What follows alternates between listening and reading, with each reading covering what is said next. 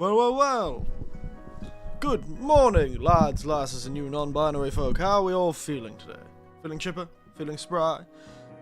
Feeling ready to chat and chat and chat until the sky falls in? I certainly am. It's been nostalgic. Sorry for the slight delay. 1, my setup's a bit different. 2, I forgot how long it took to set everything up. Sorry about that. I'll admit, I am a bit slow currently.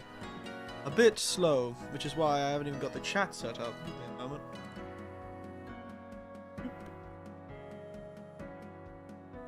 I have to get the chat window. Too many things on top of each other.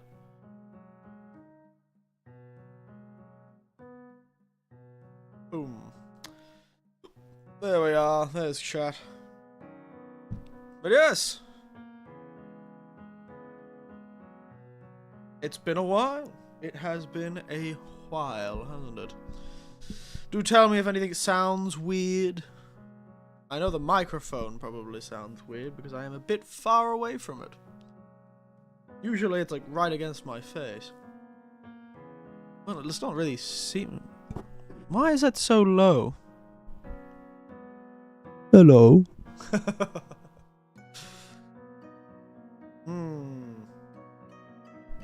Fascinating stuff. You get a bit closer. Sound alright? Wonderful. I am in a completely different location, so there may be more or less echo. We do not know. We cannot tell. Because I have, as you can probably see from the wonderful free asset I got from somebody on Twitter, formerly now known as X. I am currently sitting in what is known as a Kotatsu. Very Japanese. Because I went on my trip. I can tell you where I was traveling now. I traveled to Australia. I just couldn't say it on stream because my family members watch these streams occasionally. And I didn't want to ruin the surprise. It was a bit of a surprise. I was doing a surprise trip to Australia. Have oranges, IRL? Sorry, I already ate them, but yes. Yes. I did have oranges. Got them as a gift. A colleague. I do have some orange chocolates as well, but I'm not allowed to eat those. They're a part of a side quest I went on. Because even when I'm traveling to another country, I am worryingly helpful as a human being. And humble, too.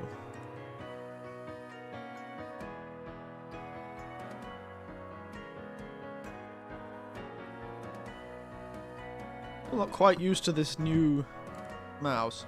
Alright, just move myself back. I'm leaning in. But yes, point is, I've moved my setup slightly so that I'm looking at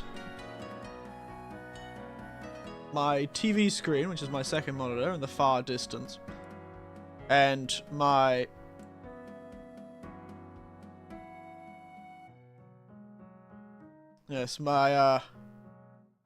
my normal monitor, my main monitor, is quite close to me. You may be able to hear the clicking of my mouse. But yes. I am currently sitting beneath the Kotatsu. My hands are not close enough for them to activate, but they are there. Technically. Hello. I can get to work, yes. There it is. No work? No work? Oh. No. Apparently not. But they're not close enough to sit on my lap anymore, unfortunately, so we won't have any hands for this screen, but just imagine me keeping my hands underneath my Kotatsu to keep them warm. Imagine your family asking, what is J. Hank's problem with the PS2? You did actually turn up in conversation, J. Hank. You did actually turn up in conversation. They were not asking what your problem was with the PS2. What they were asking for was why you loved it so much. We talk about you. Well, we talk about most of the audience that turns up. It's annoying that you guys aren't turning up. You're a bit behind the Kotatsu. You're gonna get more messages, J. Hank, so you can turn up from out behind the Kotatsu. You know what? We'll just put it up a bit. There you go. Yes, no, it does turn up as a topic of conversation occasionally.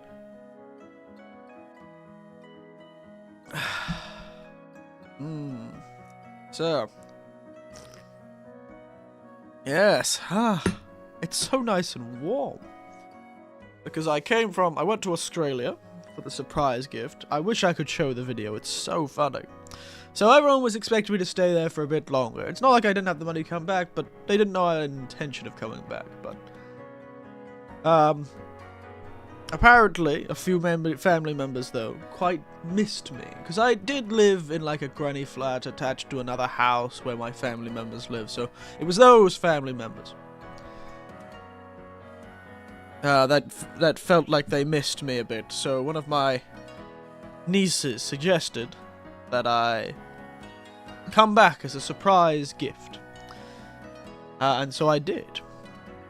I didn't tell anyone. We booked the flight 6 months ago and didn't tell a soul. Flew all the way there, sat in a box, and then they opened the box and out burst an old man. Almost gave my poor sister a heart attack. And also, the dog. The dog hated it. My god, the dog was furious. Paddington was not happy. It was really impressive that this family managed to keep a secret for so long. That really is the most amazing thing. That I managed to keep a secret for so long. What did Santa leave this fellow old man? A ticket to Australia and back, apparently. Because otherwise this old man bought himself his own gifts. Happy birthday, Mr. President, seniority hit hard. I did make the comment that I should be in a cake, but, you know,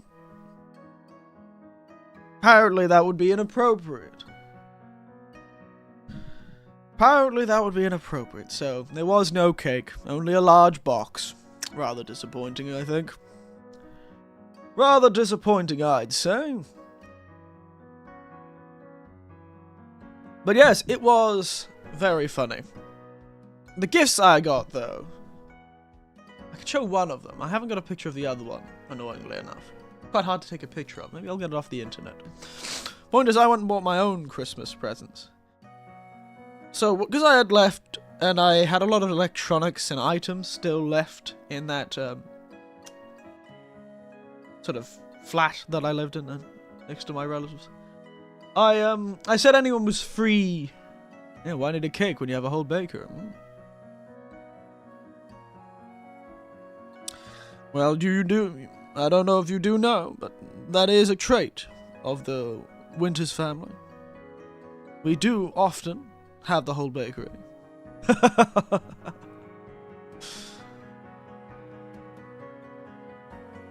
But yes. What was I saying? I forgot. Yes, that's right. When I got back to Australia, rather amusingly, I ended up with a heap of cash. Because I kind of turned up, and I had said everyone was free to the stuff in my apartment, essentially. My little flat. You know, they were free to it, but a lot of them felt they needed to pay me, so when I got back to Australia, suddenly I had a heap of cash. The funny thing was, I was never much of a... The moment you gave me cashless in Australia, I was using that all the time, because I always found going to the bank so inconvenient. It was nice to do things and chat to the bank teller and get you could get deals and the like for your bank doing that, but I do like the convenience of an ATM, and I do much more like the convenience of not having to have cash at all. I don't have to worry about change then. And then I moved to Japan, a country entirely full of cash. And then I came back to Australia, and then I ended up with a heap of cash, because everyone gave me cash. I was like, just transfer it to my account, mate. I don't have a wallet enough for all this cash.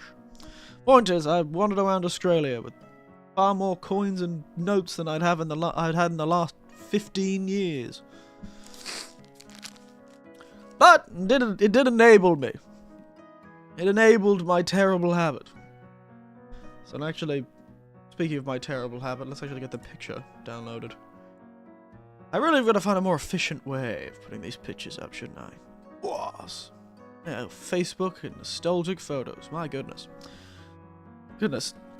Sorry, I opened Facebook and threw a really nostalgic photo at me. It was like, remember this photo from 10 years ago? And I was like, my god. No, I don't.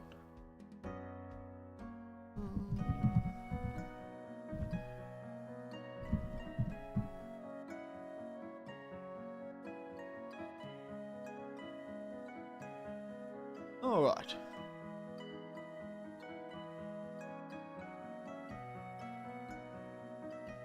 Opens Facebook, yes. Sorry, that's just... It's how I send my photos to myself. On Facebook, you can send yourself a message. And so I send myself a message over Facebook with the photos that I use, that I've got on my phone.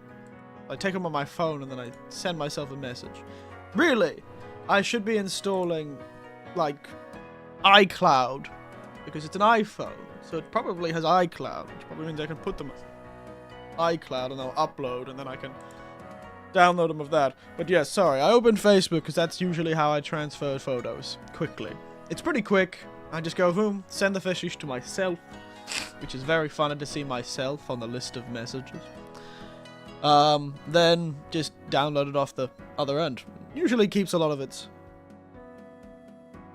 Like, most of the photos, the thumbnail background photo was a photo from last year that I took when it snowed, because I wanted to represent currently how cold it is in Japan. My god, I'm freezing.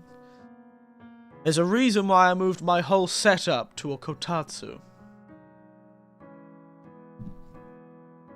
I moved my whole setup to underneath the Kotatsu. Where is it?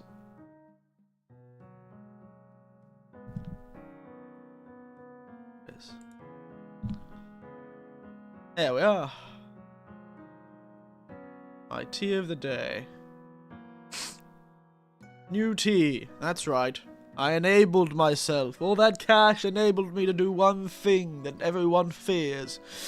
That's right. I bought another tea chest. You can't stop me. I bought another one. Another tea chest. Open pictures from my winter's journey folder.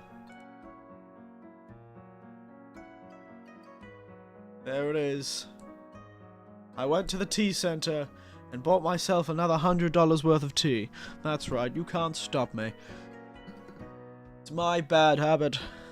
And it's cheaper than buying whiskey in Australia, my god. Oh my god, the prices of stuff in Australia. I forgot how awful it was to buy alcohol in Australia. It's why I instead bought $100 worth of tea. Because at least this is 12 different teas. The bloody stuff in Australia, bloody... By the way, there you go. Beautiful, isn't it? Ignore the children's book on the right there. That was my great niece. She is very young. It's the first time I saw her. Point is, I bought myself another tea chest. This one's wooden, like the first tea chest I bought. So, you know, 4 or 5 years ago, I think. It's real wood. Sanded down by hand, apparently. She's a very good salesman. I love the lass at this tea shop. But yeah, so the first tea chest I bought was wood. With metal containers. It was my first, Nuremberg Nights was the first tea chest I bought. From this company.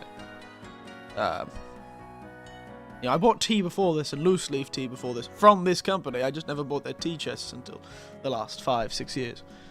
I love them. I loved it. Just, you know, I've been trying a lot of new things the last 5-6 years, so I thought, you know, well, a better way to try it would be to get a chest that has a lot of different tea. So I've been really trying to explore, and that's where I bought the first tea chest, which was wood, with metal containers. Then the second one I got was the gift from last year, the Australian one. That, unfortunately, was not wood. It was like a sturdy cardboard paper of some sort. But it still had metal containers, and they were quite beautiful. And now I have another one. This one, 12 teas, like the Australian one.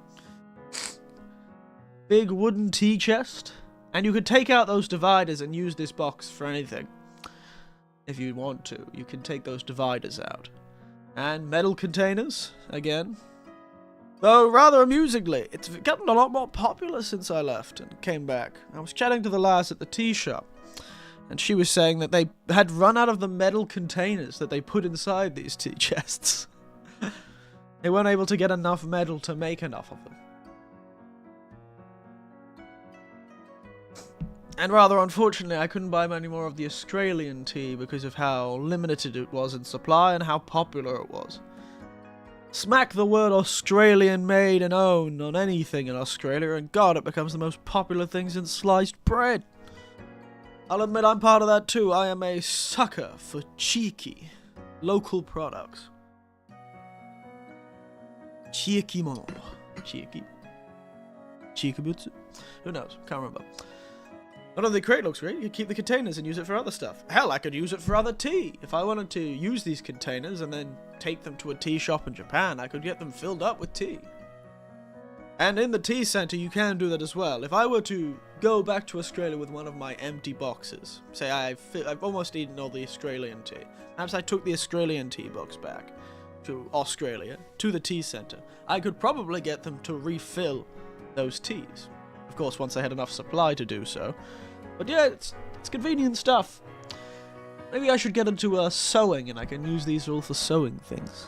But it wasn't cheap, I'll admit. I'm not too sure what kind of money it is, but it was probably, what's $120 in Australian dollars. So that probably means, what, about 80, 90 American, maybe? Let me have a look. AUD to... I'm quite used to this new board. USD. Okay, so... $75. 75 American dollars. Point is, a lot of tea. Also, if you look at the picture, I used to have an old tea infuser you occasionally saw in my pictures. This bigger.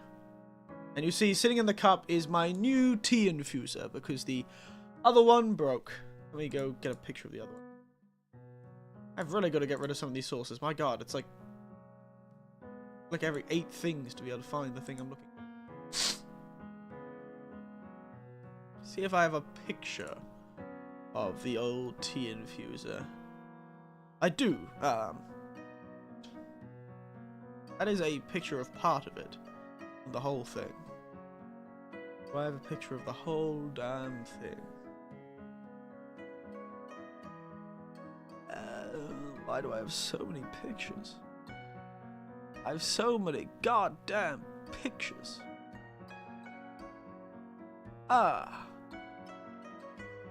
Really should organize these. Perfect. See that weird golden popsicle sticks looking thing that attaches together, becomes a big tea infuser. That broke, rather unfortunately. The sort of paddle pop wooden looking part, the little stick part of it, broke off the other part of the handle, so it broke, and I can still use it. In fact, I've used it today. I can still use it as long as it's high, it's as taller than the water it's in, which does work with the teapot that I've got. But yes, unfortunately, that broke, so I had to buy a new tea infuser. So I bought one that looked a bit less delicate. As you can see, it's a lot more just square. Have I seen Sonic 3 yet? No, I have not. I have not even seen Sonic 2. I kind of thought Sonic 2 hadn't come... I thought Sonic 2 was the movie coming out. I clearly have missed the fact that it's already to Sonic 3. My god, how fast are they making these movies? I was under the impression animated films were quite difficult.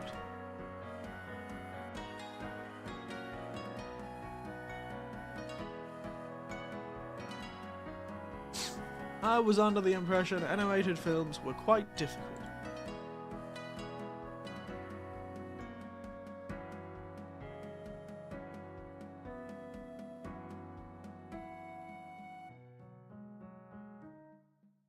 Yes.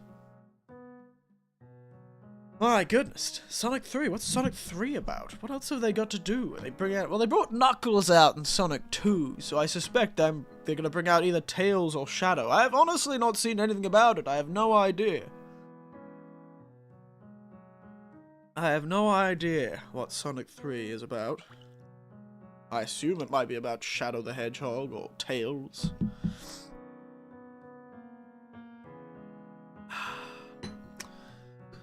I did recently watch a video about the old Sonic 06 games, though. That was quite fun. And all the old shitty Sonic games. It was quite amusing. God, I'm so comfortable. Ah. There's a reason why my hands can't move. Currently either on the mouse or underneath the Kotatsu. My god. By the way, Sonic Adventure 2, the game that introduced Shadow the Edge. Oh. Well, there you bloody well go. Who would have thought? Sonic Adventure 2. Eh? I recognize that name, certainly. I recognize that name. Yes, I've been talking about all this tea, but let me tell you the actual tea. I got it from the top right of that box, but the top left of that box, sorry. Is the first tea off the rank. Is the Stockholm blend. That's right, we're going to Europe with this one. Black tea, orange peel, safflowers, calendula, rose petals, vanilla, and apricot. Quite a flavoursome tea. Got quite a sweetness to it.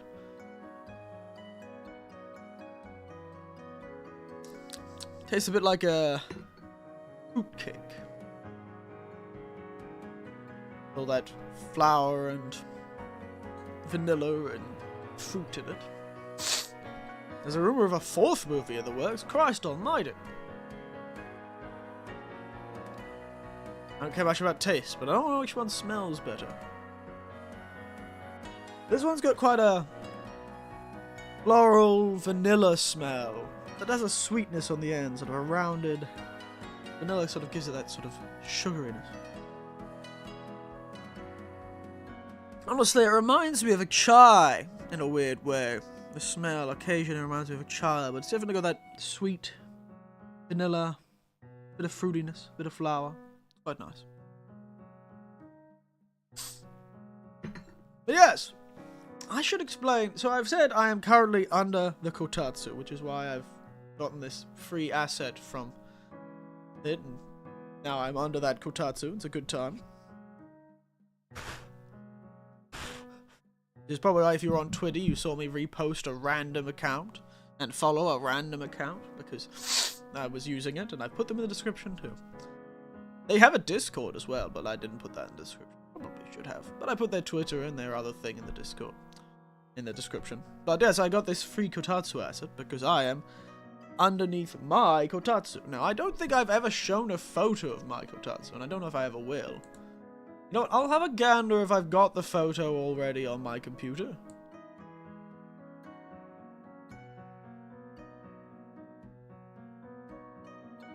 I got and BT for Christmas. Hirohiko Araki's work before JoJo's. Oh, there you go. I'd wonder, because JoJo started ages ago. JoJo's is an ancient series. I did wonder what he did before. It's a shock. That man must have started a long time ago. JoJo was ancient in the sort of idea of popular anime series. It's been going for ages. What was I doing? I do have a picture of Kotatsu. I think I do. Not of mine, at least. 87, yeah. Goodness, barely knew Japan existed back in 87. I say. I do indeed. Would you share that, Kotatsu? Is it for you only? Well, I could share it probably with one other person. It's a very small Kotatsu. The one I'm currently sitting under. Kind of hard to say I'd be able to share it. Like the one, you know, it looks big on screen, but it's actually not all that big. I have a full-sized keyboard, and I couldn't fit another full-size keyboard along this edge, and it is a square. So, full-size keyboard is what? I don't know how wide a full-size keyboard is, but you know, you get the point. Full-size keyboard, and I couldn't fill it. So yes, I could probably fit one other person on the other side of me, like across from me, which is where all of you guys are, of course. If you imagine we're doing a bit of a role play, as they say, you are in the Kotatsu on the other side. That's what this stream is about.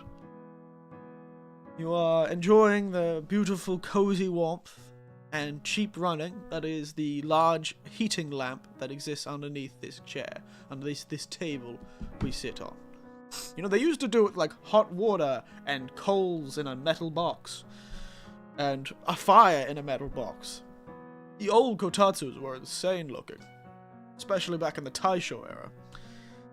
And like even like during the Meiji, when they've got a lot more industrialization, but the old style Kotatsus were very amusing. That's right, back away, it's my warmth. Because yes, oh goodness, it's been so cold. Like when I arrived back in Japan on Friday, all of Saturday I was just sitting under the Kotatsu, but because of that I was sort of angling my body really awkwardly to see where my screen was, because none of my equipment had long enough cords to be able to sit under the Kotatsu but also be attached to the computer, and it was a whole thing, real problem. My controller's still too far away. Gotta figure out how I'm gonna deal with that. If only my computer had Bluetooth. It does not. But problem was, I had all that problem. So I was like, you know what? I'm gonna figure out a way to do this. And now I could have merely moved everything onto my Kotatsu and then put my Kotatsu where my desk currently is. Possible, but I like using my Kotatsu for dinner as well, and I don't really want to be sitting at my computer during dinner. Don't like that idea. So I decided to do a bit of a fancy thing. And also my mouse broke. So I needed a new mouse. So I thought, why don't I get a wireless mouse? So I did. I got one of them cheap wireless mouses. Well, cheap. It's from Razer, but it's pretty cheap compared to other brands. I was gonna get the Logitech one, but it's too tiny. Too small. Was cheaper, too small though. Also white. I don't like white. I like all my items to be black for some reason. It makes them easier to stay clean. And while I was buying the mouse, there happened to be a pretty cheap wireless Logitech keyboard. Silent touch. You'll never hear me tapping away on a mechanical keyboard, mostly because they're too expensive. And so you join me on the other side of the room, underneath the Kotatsu, with the cords for the monitor stretched really far. So, yes. Beautiful stuff, really. Beautiful stuff, really. Hear me in my Kotatsu, my friend. Point is, it's so warm, so beautiful. I love it so much. Best investment I never made, because I got this for free. Fellow was like, I just don't use it at all. We just turn on the heating. Like, that seems stupid. I want a Kotatsu. So I grabbed it off him. Just stole it from him. Right under his nose. He wasn't using it. Bought myself a Kotatsu futon, which can just be used as a normal futon as well. And now I sit underneath a blanket, underneath a table. And am warm without ever needing to turn on the heat. Eating oranges, drinking tea. Really just enjoying myself. And now I can control my computer from here. Not exactly a great setup, but, you know, it works. Really, I should have done the idea of just... Well, my mouse was broken anyway, I had to replace it, but, you know, I should have done the idea of, yeah, just making the Kotatsu my desk with my computer on it and putting it in the corner of the room where my computer actually is, instead of trying to get the cords all to reach here, but they sort of do. Yeah. Yeah, does this actually work still? Come on, work. Woo.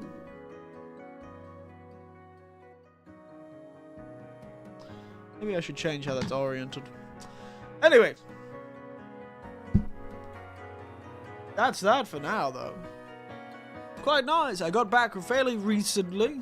When I arrived back, I had to stay overnight because of the lateness of my flight. And I got to spend a wonderful time on Shogatsu.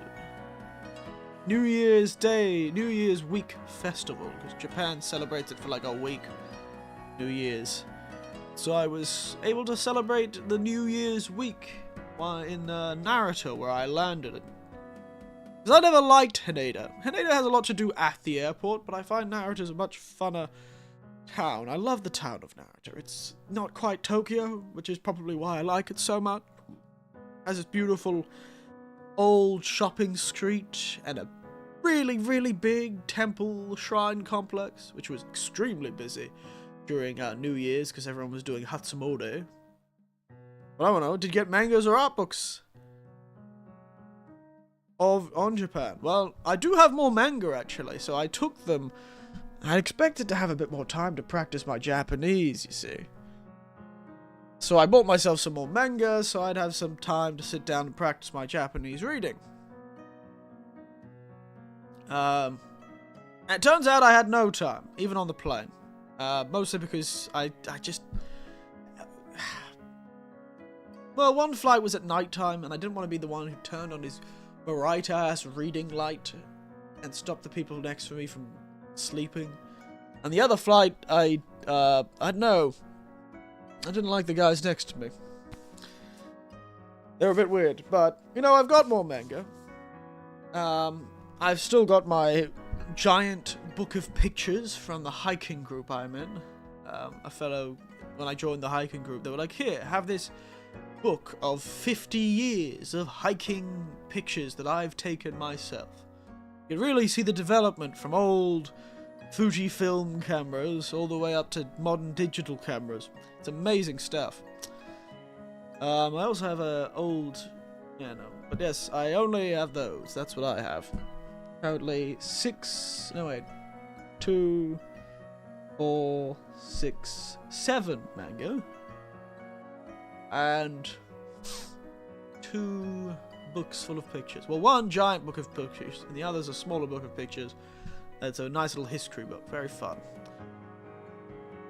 Though, I did visit, on my way back, actually, in Naruto, in the giant temple shrine garden complex, there is a modern museum of calligraphy that has an absolutely spectacular showing of some beautiful Japanese art. Not only just calligraphy, there's more.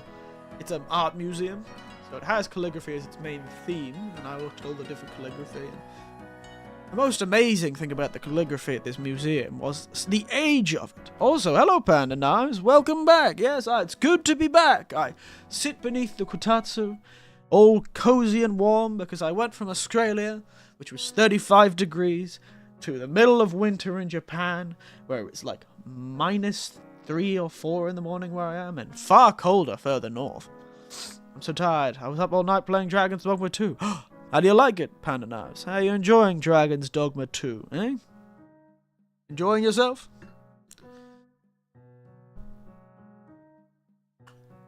Yes, this art museum.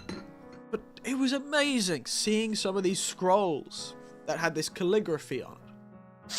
And then looking down at the little plaque and seeing that this scroll, which is just out in the open air. I know it's very dry in winter, so they're not too concerned about it being too wet. They probably protect them more in the summer when it's a lot wetter, a lot damper.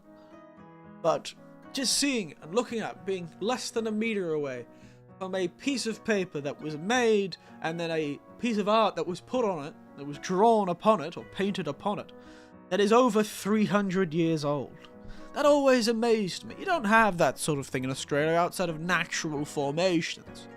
And there's something more impressive about, oh, this is a human-made product from 1,000 years ago. That's absurd. I like it so much I'm level 100. Oh my god. My goodness, you do like it. That's kind of crazy, don't you think? That I could be without any glass in between us. Between a scroll and me that's, 300-400 years old. It's amazing stuff. And seeing calligraphy, I could never read the calligraphy. Hell, people these days probably can't read the calligraphy because they used a different language back then practically, but it's just amazing stuff. Amazing stuff. They had some truly ancient scrolls there too, like paper and stuff that had just been preserved in a temple somewhere. Because the temples were always obsessed with preserving things, and so they had dry rooms, and they would take the books out on sunny days to dry them out in the sun. So you had some scrolls that were close to 1,000 years old. And pieces of art. Very beautiful. Gave me the chills looking at some of these art pieces. And you look at, ooh, it tingles your brain. It's wonderful stuff. Like, if they had, like, a book that you could buy that had, like, pictures of all the exhibitions in that place, I probably would have bought it. Because you can't actually take pictures of any of the... You can take pictures of one of the exhibits. When you walk in, there's this gigantic, like 3-story high calligraphy piece. Very interesting. Has a whole history to it. It's actually a rubbing, like an ink rubbing, of a much larger stone carved calligraphy piece of Mount Tai in China, like 3 stories tall. Very impressive stuff. I mean, our family had COVID for Christmas and I was the only one not suffering. Well, both a blessing and a curse. How have I been? I've been wonderful. As I was saying to J. Hank earlier, I've actually come back from Australia. So I actually went back to Australia for Christmas. As a surprise. Like, I didn't want to mention on stream where I was going, because I know that sometimes my family members watch this, and this was a little secret amongst a few of us family members. We booked these flights about 6 months ago, and we had to keep a secret, and not just keep a secret, keep other family members from coming to visit me when they didn't need to, you know? There were a few family members I had to go, like my sister, who was like, oh, I should come visit you, Eric. I really do miss you, because she was a family, she was always, like, lived close to me, and we always used to see each other each Sunday, and she was like, oh, I should come visit you in Japan.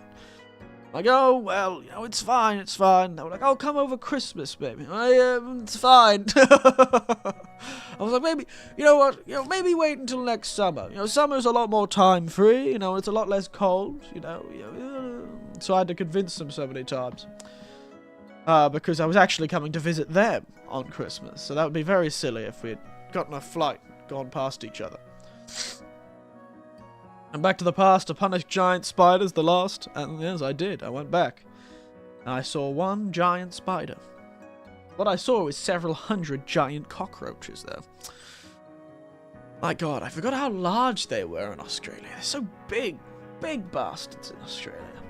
Real big bastards. Especially in Queensland, the size of a child's foot. Practically a crustacean from that era where crustaceans were really big. Oh, crustacean is. You get the point. You know that era where they had the giant centipede that's like 4 meters long? Back when there was like a 40% or a 50% oxygen atmosphere, so all these bugs were really big.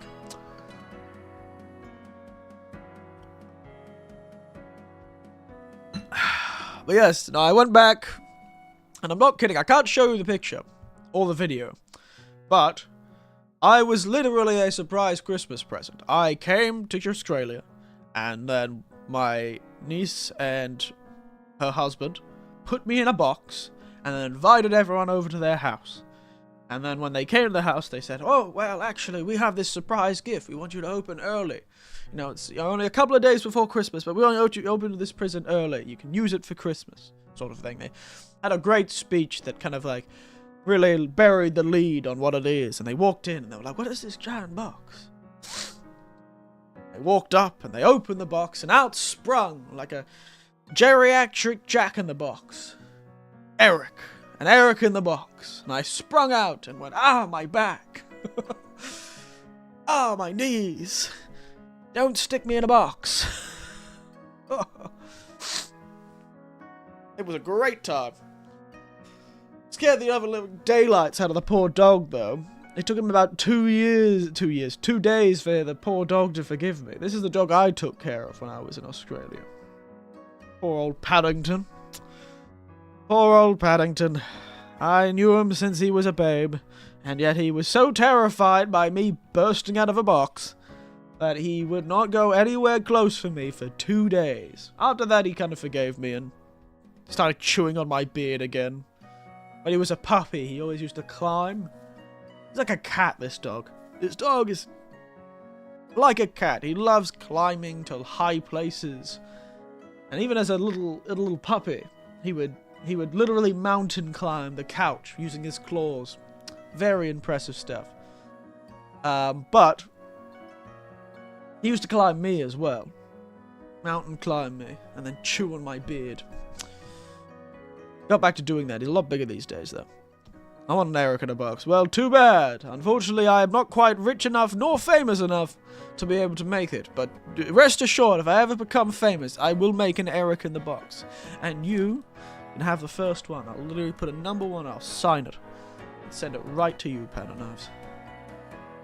And then you can turn the little cable and go do do do do do do do do do do do do do. Pop goes the weasel. And out an old man will come and yeah. And it'll say some sort of set line. I'll do one of those presents. That's what they need to do. I just thought of a great new product for HoloLive to make. They should make an ASMR doll. You know how they have dolls that used to make used to say things. You'd like press them or pull a cord. You know, there's a snake in my boot, sort of thing, you know? What they should do is they should get one of these ASMR or people who have their nice voices, get one of those little things, put some pre-recorded lines on it, stick it inside of a soft toy. Then sell that as a product, both ASMR and a soft toy. Beautiful, that's a great product idea. Anyone from HoloLive ever listens to this, and I know you bloody hell won't, but if you do, don't steal my goddamn idea, it's mine. Yes, I should, yeah, put some pre-recorded lines inside of that seems like a great idea to me. Or hell, pair it both with some preview lines in the doll itself, and then say, well, these lines come from this other ASMR set. So if you want the rest of the lines, you should buy this disc. Or buy this digital product. I don't know how they do it. Do they still do the ASMR stuff as discs these days? I don't know how they sell these things. I assume it's disc, because it's Japan, but yeah. Yes! I was a surprise. And I now own a lot of tea. And one large, very cool hat. I have a very cool hat. I went and bought a new Akubra. Not cheap, but the old one was getting a bit tired. And, you know, after 50 to 60 years, I suppose it happens to a hat. So I decided to, well, I haven't retired it, so to speak. It's still there, but I'm probably going to be wearing the new one a lot more. The plush version of you, there's an ironic voice lines like these. That too. Stop, it hurts. And there's this camera in a plush right now. Reminds me of that, the voice actors in that English dub of Ghost Stories with the rabbit going, touch me. Touch me harder. That one? Do you remember that? Oh, it's a great Ghost Stories. What a spectacular little piece of media. And as I was opening a packet of sandwiches that I forgot to finish eating. Wow, I've already gone through all my tea? My goodness. Oh no, I've still got one cup left in the pot. Good job, me. I remember the South Park's Don't Touch Me, Elmo. You know, I never really got that much into South Park. I couldn't really... Like, some of the jokes were funny. But I just couldn't let myself go. And the only place plush? Oh, yeah? See, people do make it. I think HoloLive are really missing out on making it. I think people would love an audio plushie. But yes, speaking of South Park, though, I couldn't really ever get into South Park. I did try. Just never really was my humor. Granted, maybe it's because I just didn't grow up with it. Maybe it's something you have to grow up with.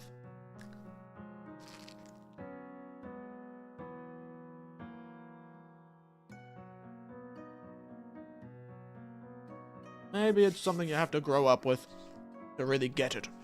Ugh. One problem about a Kotatsu, you're so comfortable, your legs feel like they start evaporating.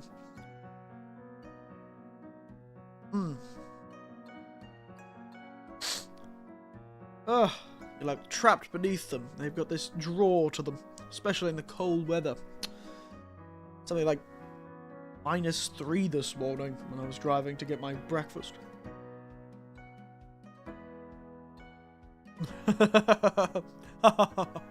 Say your address. Is this you? Saves the address, sends it to a server.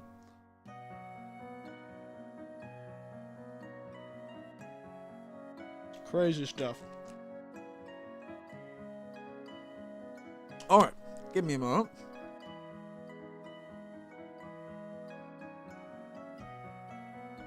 Excuse me. I need to run to fulfill some responsibilities upon a porcelain throne.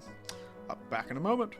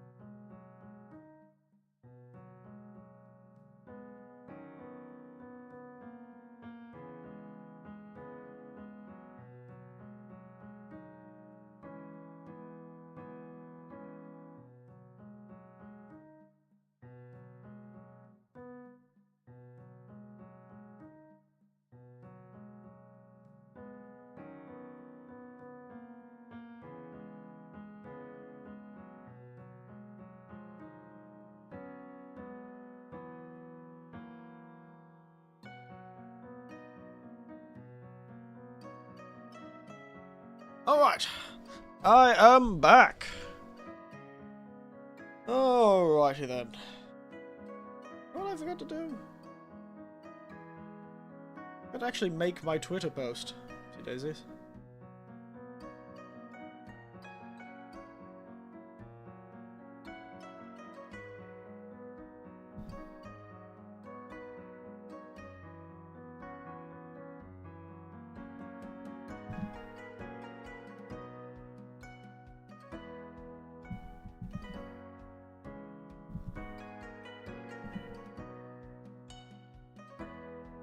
Give me a moment, give me a moment.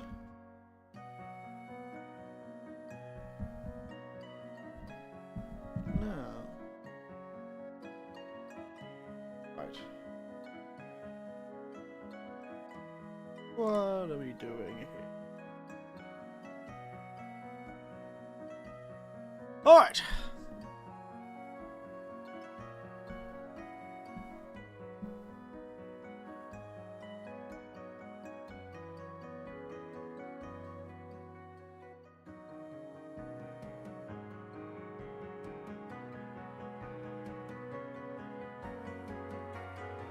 Okay. Liking this new computer. Problem is, it's in the Japanese style, which means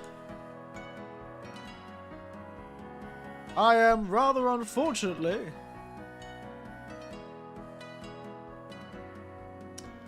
what an unsettling thing to come back to. What are you talking about? I'm just sitting a bit further down, you know?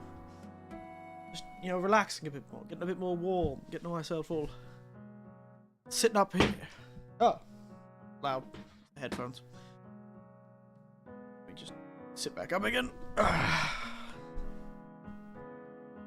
do you mean I'm staring at this? I'm just sitting here making a blue sky post. Twitter post. Got to.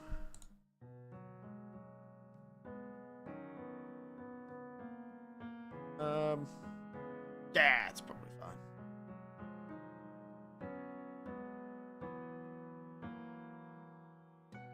There you go. Alright.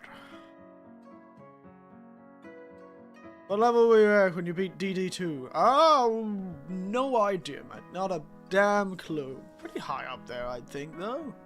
You know what? We can find out. We can find out right now.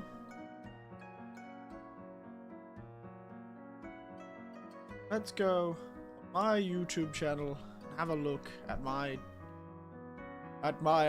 bloody Dragon's Dogma videos.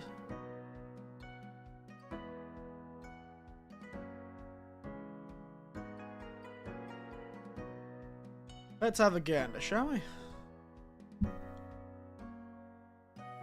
What was Jack? There it is. Found you.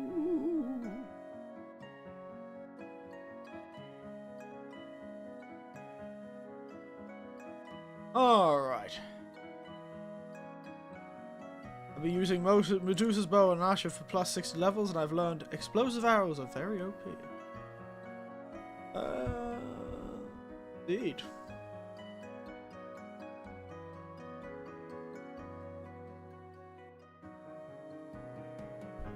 Oh yes, that's the one that gives you more XP, isn't it? Do I have any point where I'm in the right menu? Currently I'm sitting in the vocational guild. That's right, I was using that's right, I was using War Master. Yes. I forgot about that. That was a cool class. A Wayfarer, or Warfarer, sorry, Warfarer. War Master.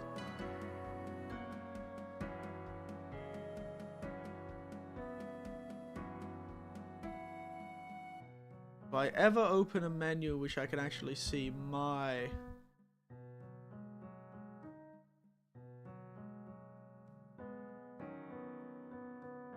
Man, my Eric looked cool in that game. Did I ever show my sort of thing? Come on, mate. Come on, old Eric. Open your damn menu. I was level 54 in this last stream. God, I didn't get any levels. I was practically a baby. My God, I was not very high in my streams, I don't think. This can't be right. Can't be the last Dragon's Dogma video. Go back and look. That can't be right. That seems a bit low. There's the last Dragon's Dogma stream, okay. Last Dragon's Dogma stream. Very last one.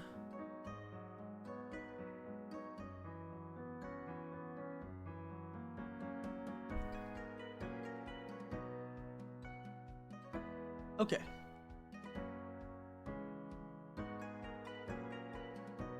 That's inventory. Enough. Visiting the porcelain throne. Still using Trickster, clearly. Ah, there. Quick. Yep, 60! Yeah, I'm level 60 by the end of the game. At least in the last 2 hours of the game. I don't think I would have gotten much higher, though, than that. But yeah, about 60. I finished the game on. There you go. I didn't expect to be that low. My goodness. Look at me go. I'd really not be able to do this sort of thing. There you go, 100 gold minotaurs and one-shot griffins that go down and are vulnerable. That's what Dragon Dogma is all about. It's about finding really broken strategies.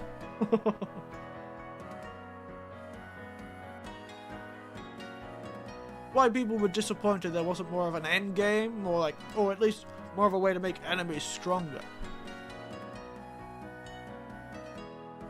People wanted like a hard mode, where enemies hit like a truck and had more health than something, or just a really tough boss or something.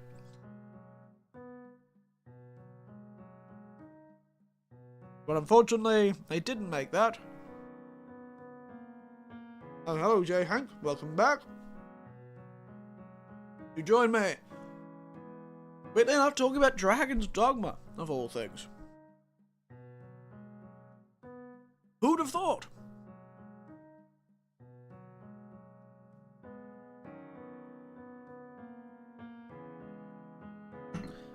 I don't think much changes in...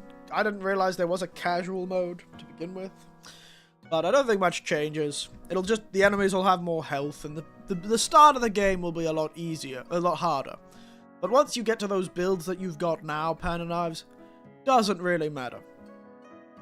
Because you eventually just get so powerful that it just goes... goes mad, Goes all over the shop. No, they can never stop you. You're too powerful.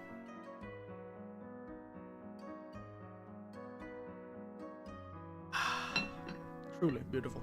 Oh, by the way, I did actually put this Kotatsu in all the other screens. The Kotatsu's in this screen. The Kotatsu's in this screen. Kotatsu's in this screen. Kotatsu's everywhere. Kotatsu is everywhere. Reminds me of... after stream, I'm gonna have to do a lot of Japanese. Got a lot of Japanese to catch up on. I've been a bit bad with my Japanese studying recently, as you could probably tell, traveling to Australia and all that. I just feel like my microphones, well, at least my microphones are getting picked up enough. Look at it. But yes. So, yeah. Wireless controllers.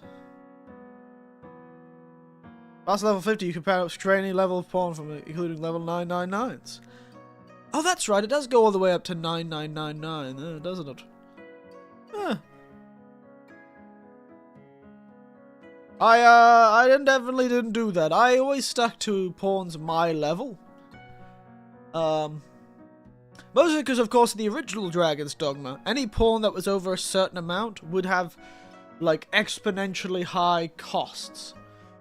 So, like, a level 99 or max level pawn in the original Dragon's Dogma, unless you were max level yourself, would cost like astronomical, like millions upon millions of rift crystals.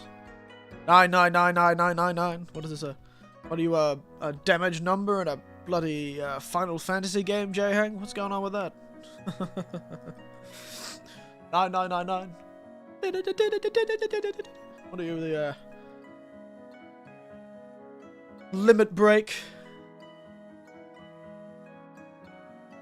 Here the stats don't change much, that's why they capped it at 3,000. Fair enough. So the difference between a 99 pawn and a 999 pawn is relatively little. I see. But I remember having like two. You could end up having a pawn that literally cost 9999999999999. Granted, those pawns were usually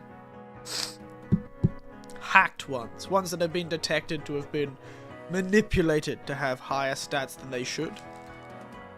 Those ones have an astronomical cost because they are cheated. Clever way to get rid of the cheaters out of like a normal person's playthrough. A cheater's gonna get cheating things anyway, so hey, give them access to the cheated pawns. But a non-cheater is never gonna be able to afford that pawn, so it doesn't affect their playthrough.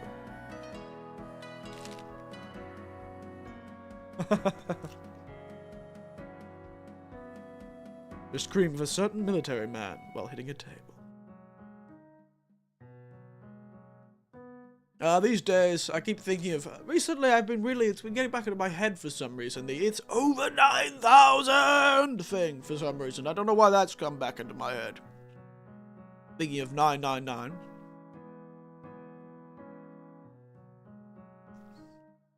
That is, for some reason, coming back into my head.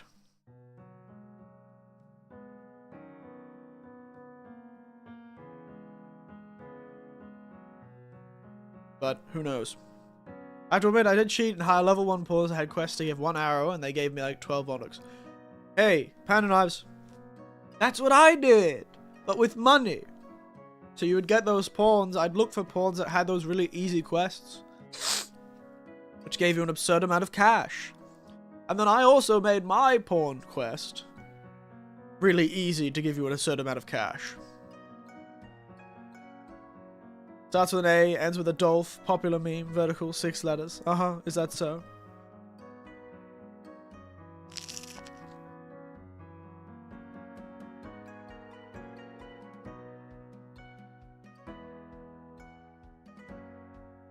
But yes, I also did that sort of thing, Panda Knives, don't worry. It's how I farmed money in the playthrough. Also, I'm at a level 100 Donald Trump archer. Well, you just have to look at some of the, thumbnails I made of my Dragon's Dogma streams to see the sort of characters I made. My god.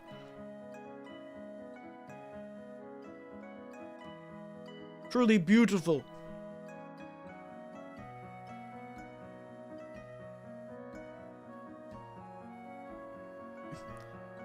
I write down on that note. After the assassin attempt, he dedicated himself to be the assassin, eh? Yeah. He did.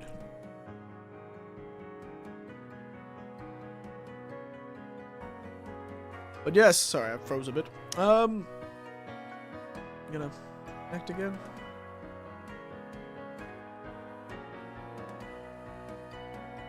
Oh, I hate when it does this. Come on, program. Reconnect. Come on. I don't want to be frozen, looking slightly sassy.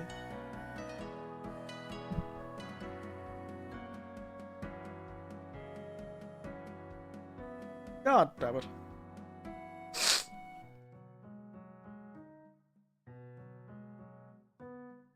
Huh.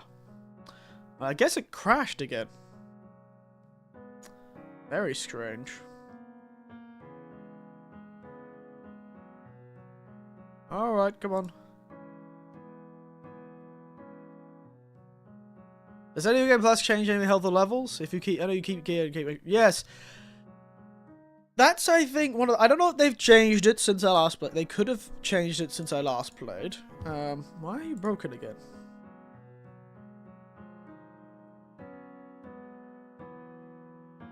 God damn it. Broke. Yes, Not too sure, to be entirely honest with that. I don't think it did when I first played. There really wasn't much change between a first and a second playthrough. Of course, there are mods for that. If you do want to make it much harder, there are plenty of difficulty mods that have been added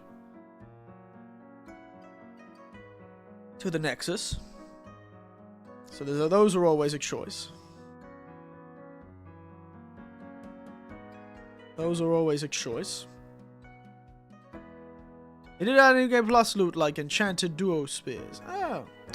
Because yeah, I didn't really play much after I played the first time.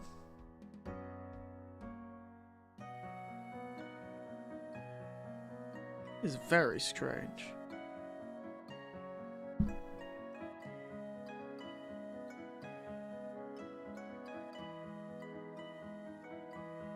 Alright, there you go. That was bizarre. I wondered why that took so long to reconnect. My god, I really look like an old man. And sorry, the camera that I used showed me, and I really look like me, don't I? Sitting there, you know, blanket all the way up to my wonderful geriatric man boobs. Leaning back in my comfortable chair underneath the warm Kotatsu. I'm really... Mate, and I'm wearing the sunglasses too, because the sun's flying straight through the window and into my eyes. So, I'm even wearing the sunglasses. Mate, I am completely going. How do you get Warfarer, by the way? I only have Trickster, Spear Hand, Warrior, and Sorcerer. So, have you been to the last island, Panda Knives? You know, the volcanic one? Because on the volcanic island, there is a hot spring. You also clearly don't have the magic archer, which is also on the volcanic island. Yes. So, on that island, you'll come across an old dwarf on the road at some point. And you can help him get to the hot spring, or you can help him to his house. Then you can actually go back to that house after helping him, and then he'll give you another escort quest where you help him to the hot spring in the town. And so you take the old man to the hot spring in the town, and then you'll get the magic archer subclass, which is the most OP subclass apparently. But also there is an old looking fella. He's drunk, and he sits right outside the hot spring. This sort of like sage character, sort of rough black hair, brown hair, or something like that. And he'll ask you for booze. And you need to go find 3 special bottles of booze and give them to him. And after that, he'll give you the Warfarer subclass.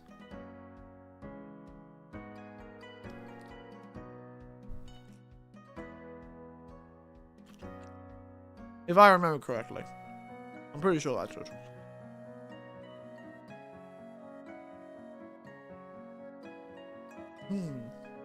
Delicious sandwich. Yes.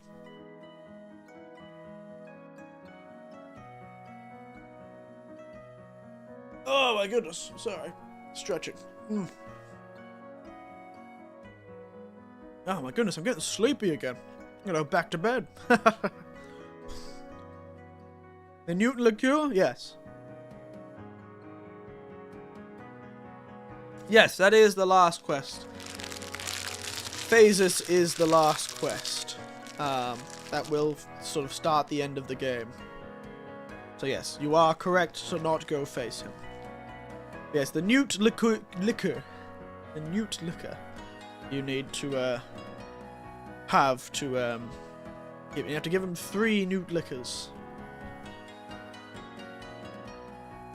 They're pretty easy to find. One of the Newt liquors is in the dwarf that you help's house. He has a Newt liquor there. Do you ever even plan what game to play next? Absolutely not. You better believe I haven't thought a damn thing about the next game we're playing. Not a single thought has got into it. You know me. Yeah.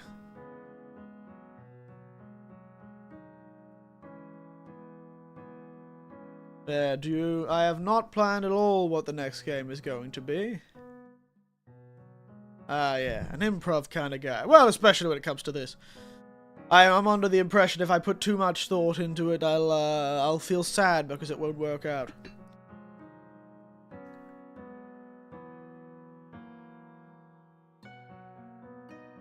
But it is true. I am plays Path of the Goddess for the 5th time. No, I'd play something that I'm playing already, like Warframe or something like that. Or maybe I'll get into a gacha game. That'll be how I get popular, guys.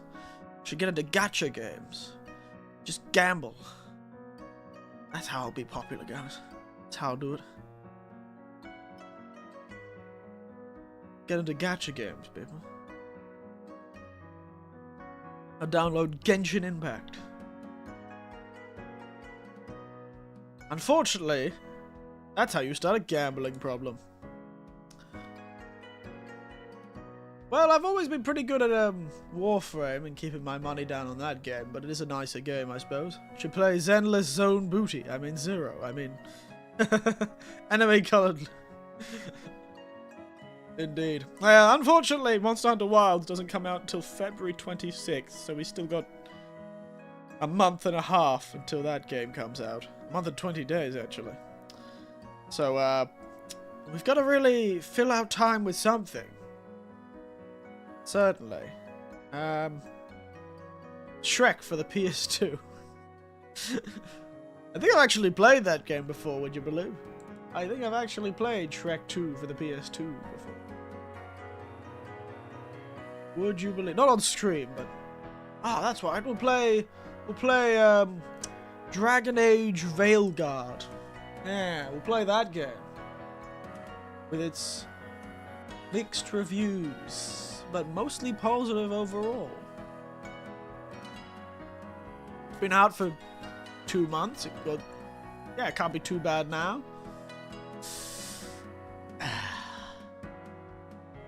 Could always get it while it's on sale at some point. Oh yes. You know what's really annoying? So I had 2 hard drives. One used to be an old OS hard drive and it died. But another hard drive died too. Like, it's both the same type of hard drive. Both died in a very similar way. Which is that I turned the computer off, took them out, once the computer was already off. And then when I plugged them back in after coming back after a while, so last year I came back after and my computer was broken, so I got a new computer. When I got the new computer and tried to plug this other hard drive in, it was dead. And then it happened again when I unplugged everything for this computer. Then when I tried to plug it, just died again. I'm wondering, both hard drives died. Because they're SSDs, they're practically dead, and you're never going to get anything back from them. Very annoying. Very annoying. Dang, it's just...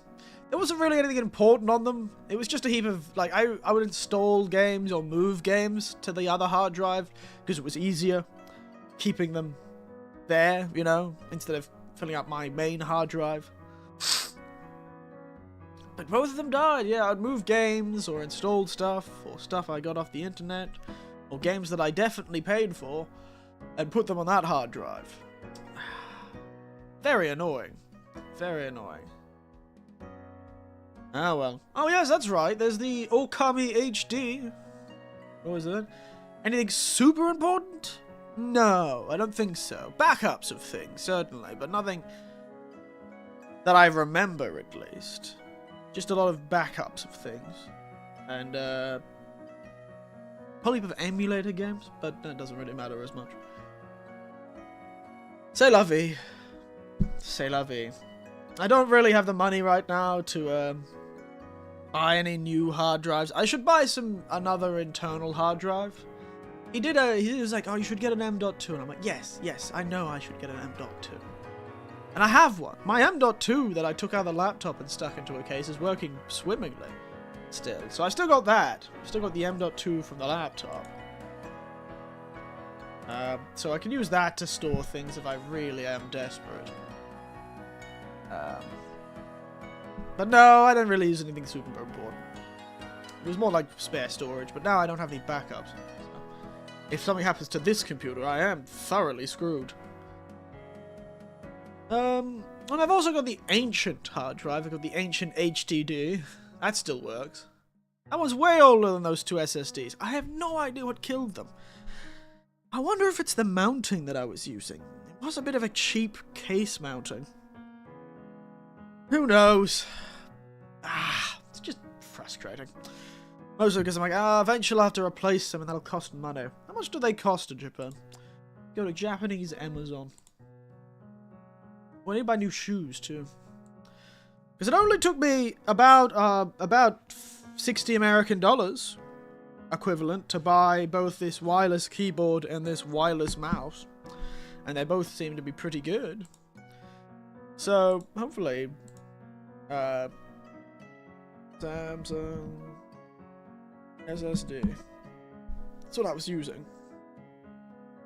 There it is. Yeah. 1 terabyte is $100. 2 terabytes is $300? The hell?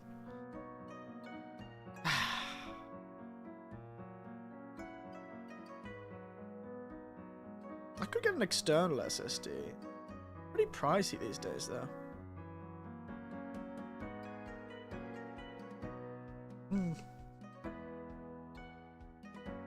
There's about that game suggestion. I am. Entire game people gave me hack games on it. I was like, see, I could do. And they came back 5 minutes, 34 pages of games.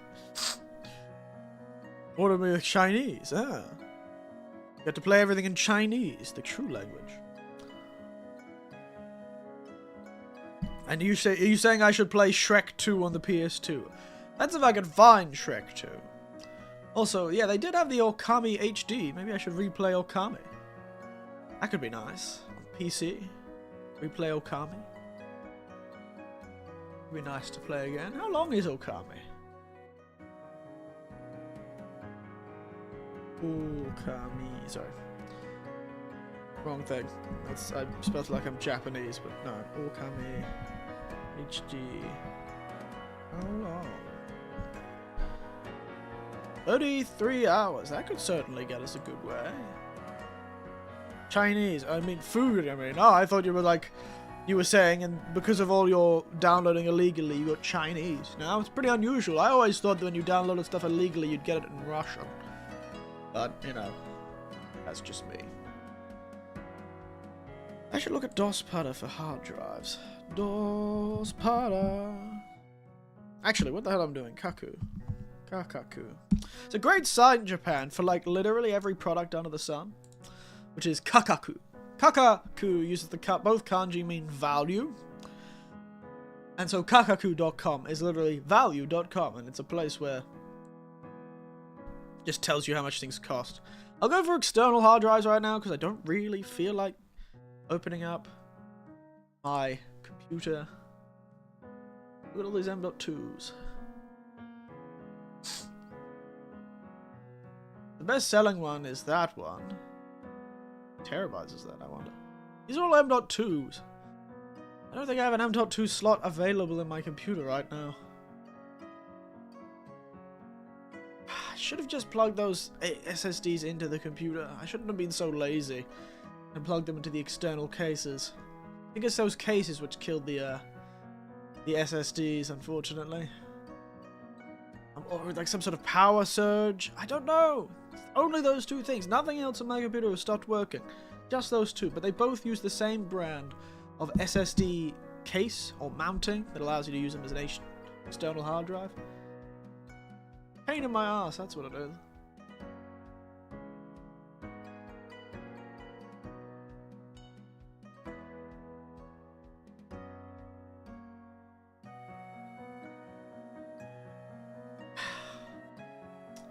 C'est la vie, I suppose. Oh, look at that, Eric. Stop it. Yes, Chinese food. I had some Chinese in Australia, actually, from my favourite local Chinese place. Oh, God, it was like a religious experience going back to Australia. You know what? I'm going to go start showing you guys pictures of that. Where are you gone? There you are, OBS. Change that picture to another picture of what I ate. But first, I ate a meat pie out in the outdoor living area of the house, out in the garden. There I am. Meat pie, sausage roll, fountain tomato sauce. That's right, Aussie tomato sauce. God, it was a religious experience when I had tomato sauce, actually. I forgot how much I love that flavor. Because you don't really have this specific type of the way that Australia makes tomato sauce, slightly different. So I was actually, the first time I had it, I was on the plane, flying to Australia. They were like, what do you want for your dinner? And I was like, oh, could you give me the meat pie and sausage rolls? And they came back with me like, oh, sorry, we don't have the meat pie, but we do have the vegetarian meat pie, which seems redundant to say. Seems sort of like an oxymoron, but I was like, you know what, that's fine. That is fine. So I got the meat pie and thing, and they gave me a little packet of fountain tomato sauce, a little squeeze packet of tomato sauce. And I put it on my pie, and I bit into it. I was chatting to the person next to me on the plane. I was having a chat with this family that was sitting next to me on the plane. And I bit into it, and I went, oh. I went, wait a minute. This is a religious experience. I just saw God. I was like, oh my goodness, I just saw God having this tomato sauce. It's tomato sauce. It's not ketchup. It does not taste like ketchup. And it doesn't taste like tomato puree. It is tomato sauce. This is Australian tomato sauce. I can't describe it better than that. It is just a very unique flavor that I've only ever had in sauces called tomato sauce in Australia. It is probably a puree with a heap of sugar, salt, and some spices in it. Probably. But it's so uniquely Australian that I was like, it's only been 2 years since I had this. And I'm having a religious experience. And I was like, oh my god. Oh, don't talk to me. I'm having a moment here. It was amazing. Delicious. Life-changing. It's like that one meme where they're like, send us feedback, and they're like, life-changing, amazing. Calming, soothing.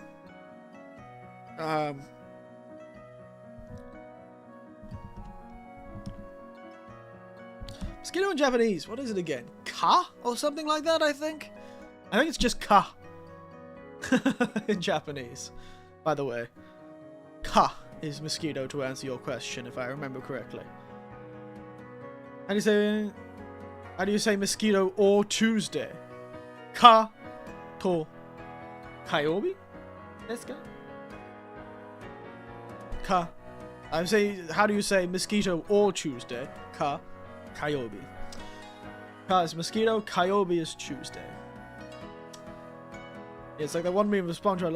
It was like that, and then I, of course, in Australia, went to a nice little bakery and picked myself up a honest-to-God Australian meat pie and a sausage roll. Got it from a place called Banjo. Cafe called Banjo. Of course, named after the famous instrument and also famous Australian poet, Banjo Patterson. Probably the Australian poet, considering it's an Australian company, but yes. Beautiful stuff, though. Oh, delicious. Oh, I miss meat pie so much. So nice. What else did I eat? My niece's husband, who used to be a chef, cooked me this absolutely spectacular chicken parmigiana. This was amazing. Now, this was a good parma. Accidentally closed chat, sorry guys. This was a parma. This was a good chicken parma, mate. It was great. We watched River Monsters for some reason while we were eating this. No idea why, but, you know, what can we do? This was great too.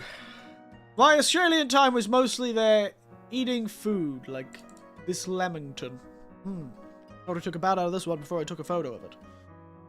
Bought that from the same bakery. Actually, no, a different bakery. Really hard to find lamington these days in Australia. You used to be able to get from every supermarket in the world, in all of Australia, but none of them were stocking lamingtons. Absolute travesty. Australia's gone to the dogs since I haven't been there. My God, not only did it's gone to the dogs, buying like groceries there. Oh, I bought like a packet of 4 snacks and I spent half a year's wages on it. Like, cost of living in Australia is just terrifying. frightening, that's for sure. But yeah, another good one, lamington. Delicious, beautiful. Life-changing. What else did I have? Okay, so, as the resident alcohol maker, I'm not going to say the other word, alcoholic, I always get put with the job of making the drinks for everyone on Christmas, because I'm the person who's always, out of the older of the people, my generation of my family, I'm pretty much the only one who drinks. I have a few siblings who do, all of my nieces and nephews do, but yes, I am definitely one of the more uncommon at my age. Yeah, it's just how we grew up, I suppose, in my family. So I have a lot of knowledge about drinks and making them. And so, I usually make the drinks for Christmas.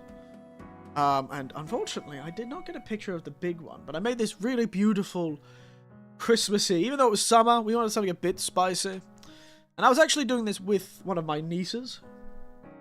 She wanted a sort of fancy, she found this recipe for sort of a fancy clover club using cranberry, like a spiced cranberry sauce. Syrup, I mean. Spectacular stuff. I've got a picture of that, I think. So this sort of drink here. Most of these pictures are from my nieces and nephews, so I didn't take most of these pictures. Sort of a creamy... It looks white on the top, but let me show you what it looks like on the side. There you go. Sort of a creamy drink. It's got a lime or a mint, depending on what your preference is. But it's a cranberry syrup that has cranberry, cinnamon, cloves, all that sort of thing, made into a syrup. And then you shake it up with gin, lime, I believe. No, lemon. Gin, lemon. That's a lemon. Sorry, not a lime. Nice, quite nice. And then you could also make it into a fizz, which I don't know if I took a photo of. Didn't. Well, I didn't put the photo on my computer yet. But yeah, you've got a lot of things. Though, so I was making all these drinks, but I tested a lot of them the morning before the Christmas lunch. I was doing a lot of testing. And I didn't take a damn photo of it. I forgot to get the photo off them. I'll bring it back next stream, I'll show it off. But I made a big punch bowl of salted caramel. So, salted caramel apple punch. So I made an American-style apple cider. So, you know, you get a heap of apples, you throw a heap of spices in with them, cover them in water, and slow cook them, or cook them in a pan, for a long time. So I cooked mine in a slow cooker, threw a heap of apples, heap of spices, into a slow cooker, and cooked them for 6-7 hours, till they reduced into this sort of thing, and then I sort of squeezed them out, all the juice out of the apple pulp, and was left with this like sort of cloudy, not sparkling, spicy apple juice. I throw a little bit of pimento in as well, allspice as it's also known. Gives it a bit more of a brighter, sort of more tropical, but also still spicy flavour. Quite nice. I made that. And I made it into... And then I mixed that with a caramel vodka, a salted caramel syrup, and a few more things, lemon and orange. And made this beautiful punch that is very nice. This beautiful punch that was very nice. And it was just great. And you could like, you made like a salted caramel rim for the cups, and you just kind of ladled it in, little pieces of apple in it. It was so good. It also made a really nice, the byproduct of making this cider was a really nice apple sauce, essentially. An apple puree. I like to drink all of it, by the way. It was very good. We did drink almost all of it. There was probably about... So the drink was of 2 large punch bowls, probably close to 4 liters, and by the end of it we only had about 700 mils left. So, yeah, we drank a lot. We did drink a lot of punch. It was very good. Point is, though, I did drink a lot, And I was only getting a bit of heartburn before I even drank most of the stuff. So, I had the most hilarious thing happen. We joked, oh, we're all gonna, like, we're all, you know, all my nieces and nephews are getting the H2, and all the people my age get heartburn a lot, which is something that runs in the family. We all have terrible heartburn. But I joked about, oh, we should all take the adult shot. You know you're old when you're taking a shot like this. And so we pulled out the Gaviscon.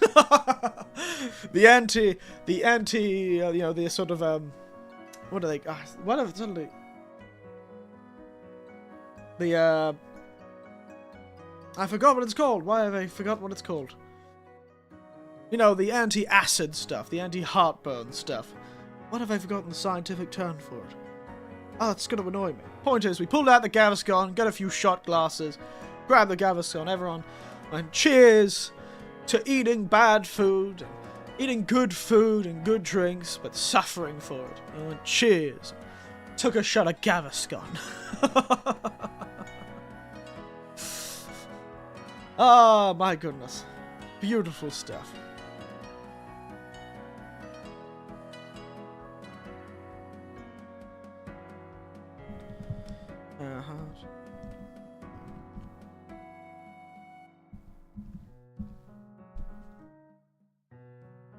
Antacid, that's what the antacid. Point is, we took a shot of an antacid, and it was hilarious. It did really help, though. I'm lazy and just suffer, but I really should take more antacids. I should go buy some, actually, now I'm in Japan. Because I do suffer from it a lot, and I just am so lazy. Point is, my nieces and nephews were all like, it's a bit tragic that this is the first drink of the day. The first shot of the day, antacid, Gaviscon shot. Cheers, lads. We all have stomachs that can't handle the food we like. So instead, we're gonna suffer. Tastes like crap, though. But it was pretty funny. You know, can't always have a drink that tastes nice. Sometimes you gotta have your shot of Gaviscon. I also had these beautiful little cranberry ice that my niece made. Very clever idea. So she sort of got all these, like, aromatic herbs and things like that, and froze them in, like, a cranberry ice cube. And then you could put them into another thing, like a soda or something, and as it would melt, it would flavor the soda. Fascinating idea. Or you can add a bit more energy, a bit more cranberry and spicy flavor to, and smell to, like, another one of the cocktails if you so desired. Great stuff. Great stuff. But no, really, I had a lot of fun. I had a lot of fun. It was very funny. Actually, I was making a cocktail later in the night of that Christmas party day, and at this point we're all fair few drinks in, and I was using a cocktail shaker I wasn't used to. My old one from Australia, and I was shaking up drinks. And eventually this one was just being really stubborn, and I was hitting it like I normally do to kind of pop it out, and I just couldn't get it to pop out. And I smacked it, and it flew across the room. Absolutely sailed across the room. Almost took out the dog. Now, it went flying. I was like, God, I've got super strength all of a sudden. It was spectacular stuff, but that's what happens when you... It's essentially what an earthquake is, actually, or what a volcanic eruption is. So I shook up it a lot, and a lot of positive pressure built up in it because it wasn't actually iced. It wasn't an iced cocktail. A lot of positive pressure had built up inside the thing, but it was stuck still. And so I hit it, and then hit it, and then hit it, and then finally the positive pressure was released as I hit it. And it flew across the room like a cork from a wine bottle. Except made of metal. Far more dangerous. And, you know, almost took out a dog. It was very funny at the time. You had to be there, I suppose.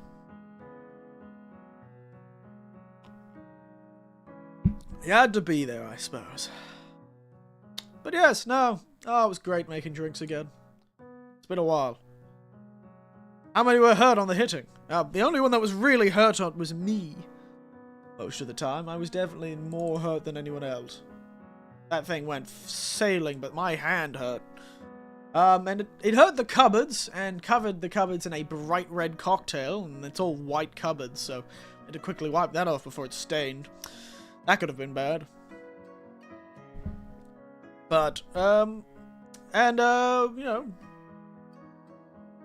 we really limited the injuries. We had a few cut fingers from slicing vegetables and that sort of thing. But otherwise, we managed to keep the injuries down. Nobody choked to death on shrimp. It was a good time. Nobody died from a prawn.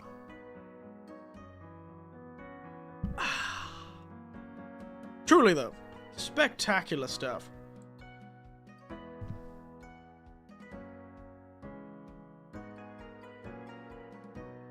Spectacular stuff. I really should install iCloud so I can download my photos. Oh, excuse me. Oh. Yes, it was a fun Christmas. Went to a lot of different places. What else did I do on that time? So, I had Christmas Day, of course.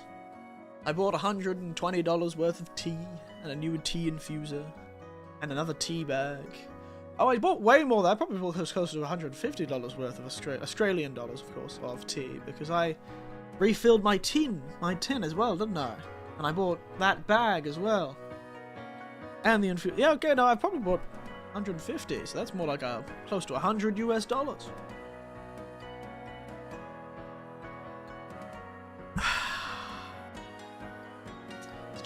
I'm so comfortable. Why haven't I been doing my streams from the Kotatsu earlier? God, I'm so comfortable. Especially now it's like freezing. It's so cold. There's frost on my car this morning. Frost. It'll probably be snowing soon, that means. Doesn't really snow that much here, but occasionally you get a few days of snow. I suspect that'll be soon. Games. I do have to think of a game to play next. I'd be tempted to play Okami. That might be nice. Okami would be a good game. Would anyone interested in me playing Okami? On I could either play the HT remaster, or I could play the if I'm really that actionable, I'd go get the original PlayStation 2. There's a GTA PlayStation 2 in one of the local second-hand shops.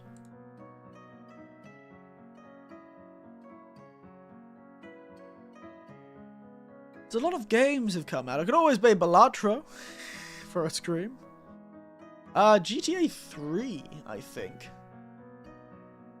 GTA 3. I can't remember. Was it 3? Yeah. That's the only PlayStation 2 currently there, because of course there was that gold PlayStation 2 without a box that used to be at that second-hand shop. No longer, unfortunately.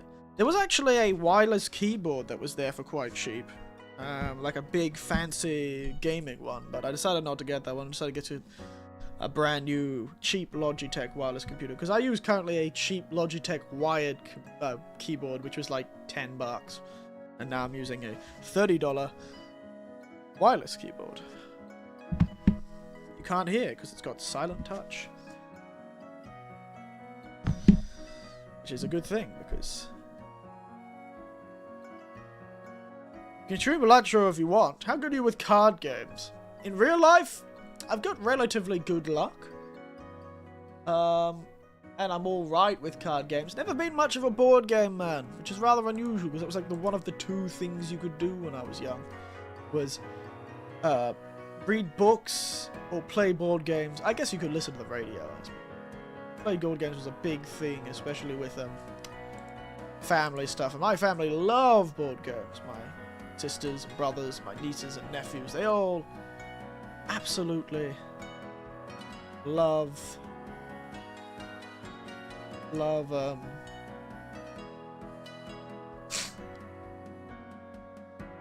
that sort of thing. Hello, Billy. Yes, you join me drinking copious amounts of tea. I've been through about 4 or 5 cups already. How you doing though, Billy? Happy New Year! Happy New Year. Oh yeah, speaking of Happy New Year, let's ignore my faults and procrastination about what game I should play next. And instead, let's change the subject. Anyone got any New Year's resolutions? Any New Year's resolutions here, eh? Any things you want to try and do, but changes you want to make for the better? Things you just want to do. Maybe not even like a habit you want to form. Maybe there's just something this year that you want to do. Buy something, go somewhere, do something. Nah, I'm good. Oh, okay. Alright, let's just to burn more. Well, as long as you don't burn out, that's fine. Keep the fuel up.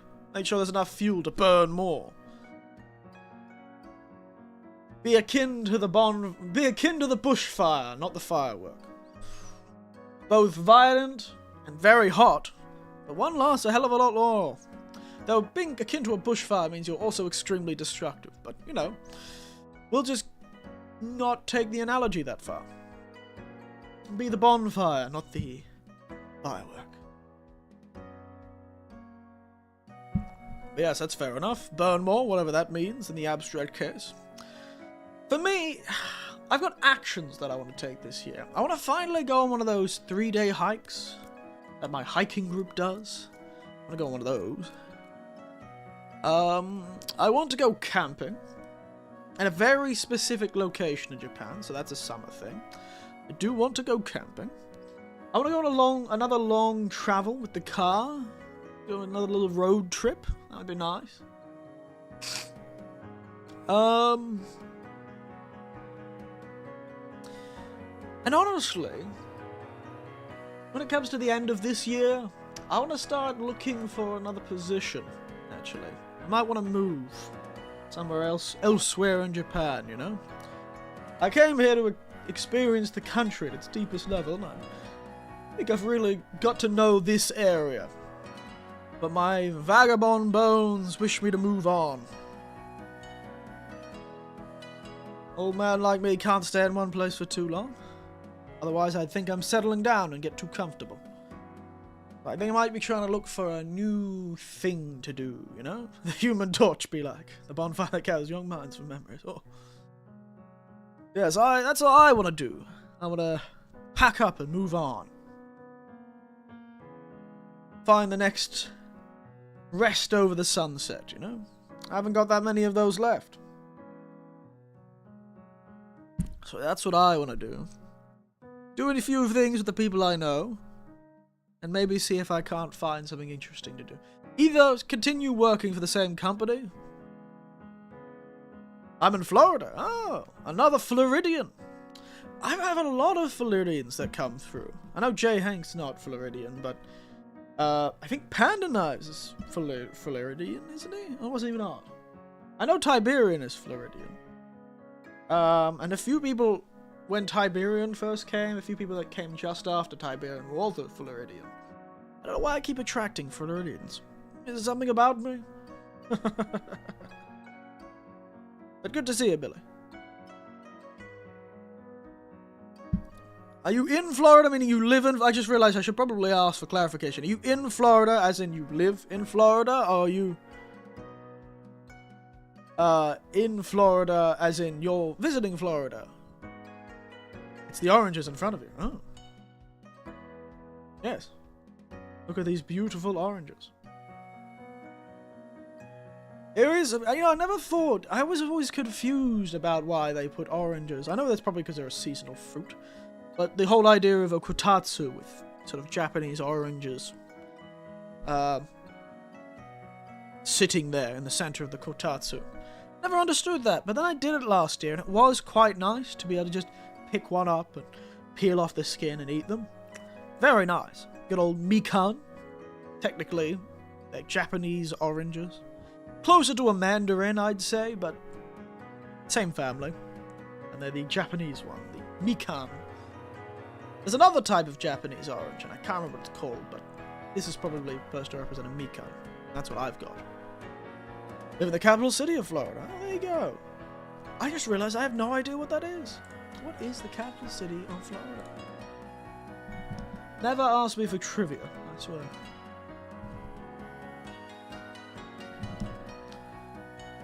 What is the American dream? Is the autocorrect for some reason. I say, what is the? And I've got the American dream. Average salary in Japan. population of Japan, the meaning of life, the normal blood pressure, the temperature, the dirtiest country in the world, the smallest country in the world, and the richest country in the world. Those are strange autocorrects.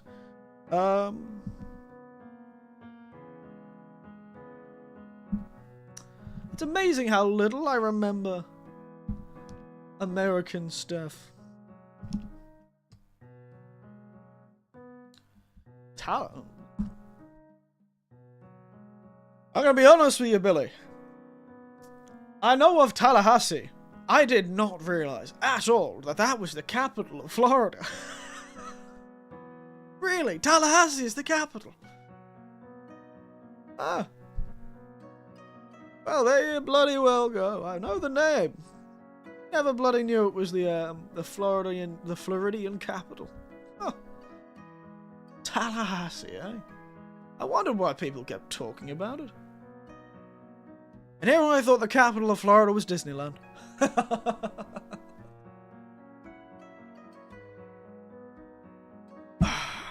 here I thought it was Disneyland. That's what I get. Watching too much Disney TV.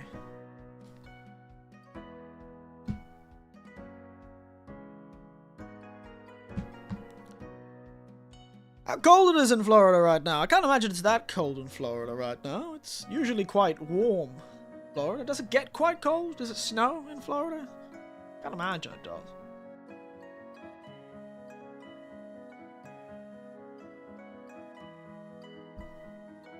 It's in the 50s.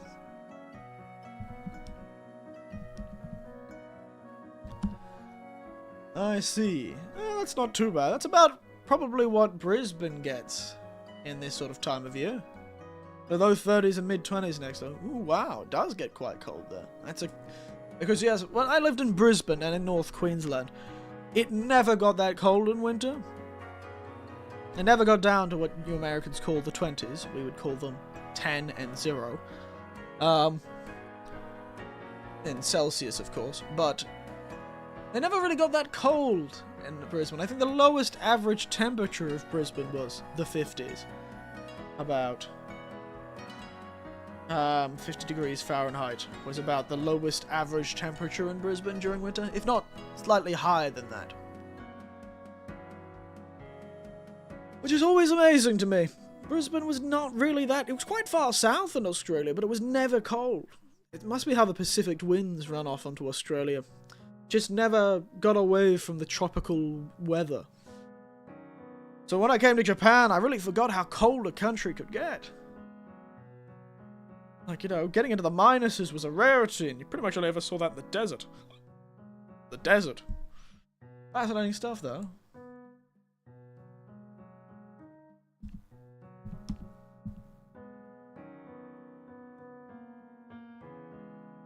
But, yeah, you rarely ever saw it get into the minuses around Brisbane. Too close to the coast, I suppose. Ooh. There you go. Tallahassee. I really should learn. I should try. Granted, I'm trying to learn the 47 prefixes. They're already hard enough. Learning the kanji for the 47 prefixes in Japan. Nightmarish. Oh, excuse me. Sitting under this Kotatsu is making me feel like I'm in bed. This blanket on me. Having a sleep. Can have a snooze. Have a good old Hidune or Nehidu or whatever it is. Literally noon nap. But yes, now, I've been thinking about making a change though. I wonder if I could get a job in a different sector somewhere in Japan. Maybe I should try and get a job as a brewer or something like that. Working in a brewery. Could be nice. I've talked to a lot of people working in the brewery industry in Japan. Maybe I could like call them up and ask them to give me a job. If only I could call them up and ask them to give me a job.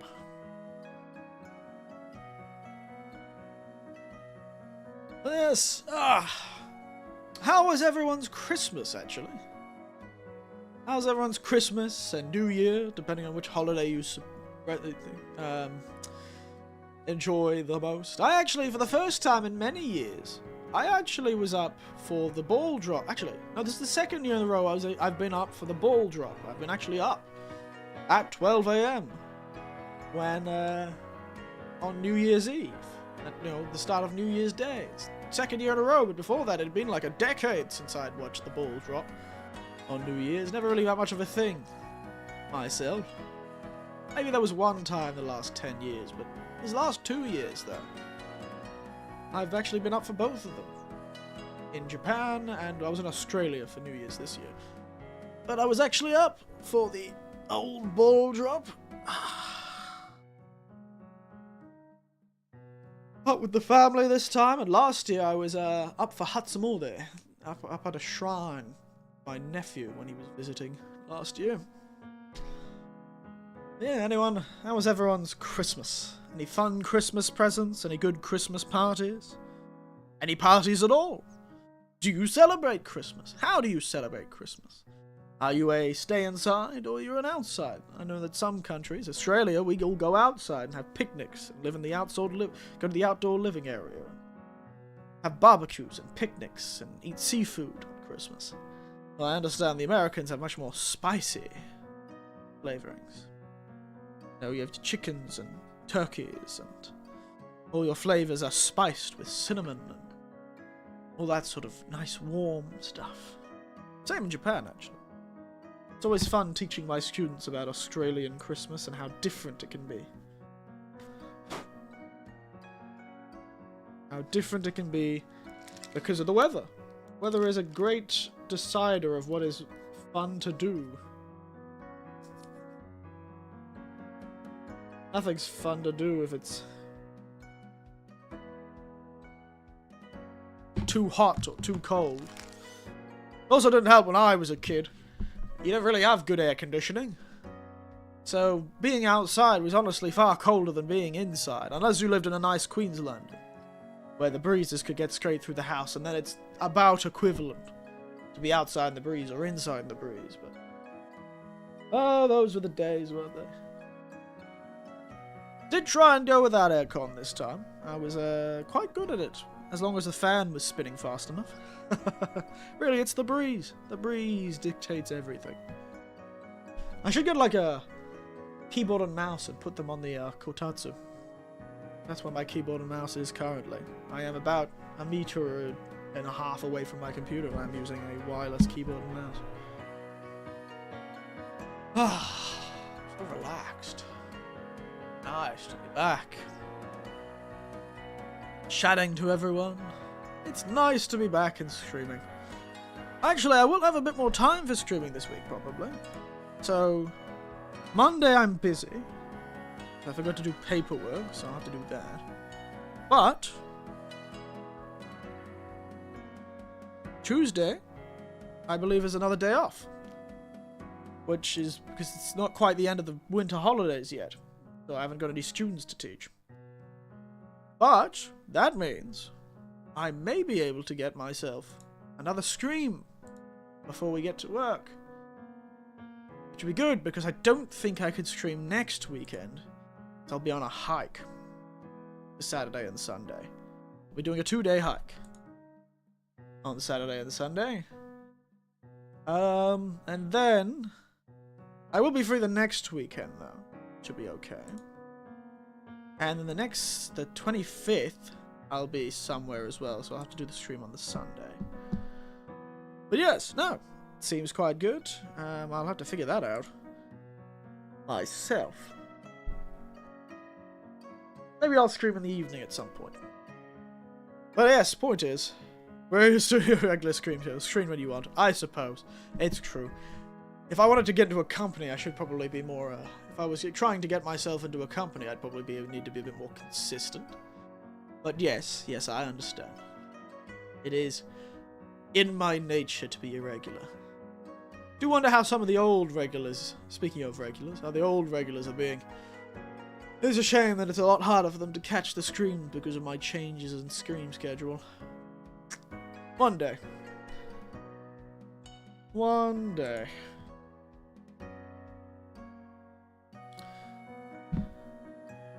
Oh dear, dear, dear. Sweaty, sweaty, sweaty.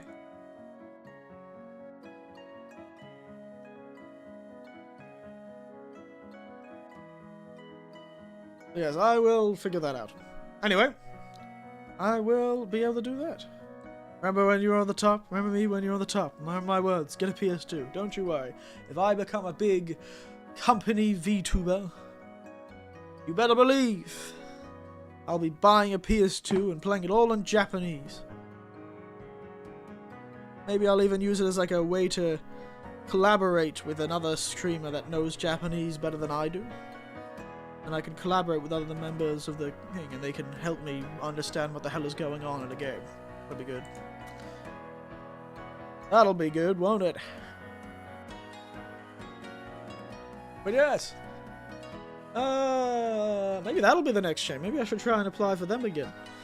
Try to apply for the big companies. Again. This year to see if we can't get my change in weather being joining a big company. There's no way it's gonna happen, but you know, we can try. Apparently, though, I did see somebody on Twitter talk about how they got almost all the way through the Vshoujo process. But then it turned out their equipment wasn't good enough, which was rather tragic. My equipment would definitely be good enough. I've definitely got good enough equipment. But I do think they were only looking for ladies for Vshoujo. And it's sort of in the name. There you go. Something to do, I suppose. After applying for the company, Eric's decided to move to the town, and now he works at the bathhouse. Mate, I would. If I could go to the middle of goddamn nowhere and work in a beautiful old bathhouse in a little Japanese village, I would do it in a heartbeat, mate. I would work at the bathhouse. I would be murdered by a ghost.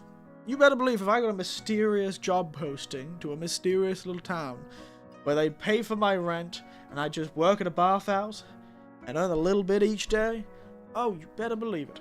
I would be out there in a moment. Out there in a second. I'd be gone. You'd never hear of me again. I'd be dead. Same if some mysterious, rich Japanese person was like, I have a large mansion in the middle of the woods. Come here. I'd be like, mate, sign me up. You can... As long as I get to hang out there for at least 6 months before you inevitably sacrifice me to a mountain god, great, I'm going. But unfortunately, I'm not what they're looking for. I'm neither a woman nor am I pure. So I don't think I'd be able to get brought to a village. I don't think that would end very well for me. That would probably end with me being murdered before I got there. They usually don't like old men in those stories. Old men are usually the evil people in those stories, so I don't think I'd match. And the Spencer match. Maybe I am Spencer, you don't know. And you have to have a big following to join feature. We will see once they actually release their next generation. They did tease them, did they? Did they actually release the next generation of Vshoujo? Vshoujo talents members. Meet our talents. Oh, Vshoujo? Yeah, I know these people already have a big following. Okay, they haven't, but they did tease the... You've got the one dude, Kuro. One dude. The one man, the myth, the legend, Kuro in Vshoujo. Yeah, I know it's the Resident Evil. I know it's the setting of Resident Evil 1. I'm aware, don't worry. But didn't they do a whole post about... They did tease the new generation, didn't they?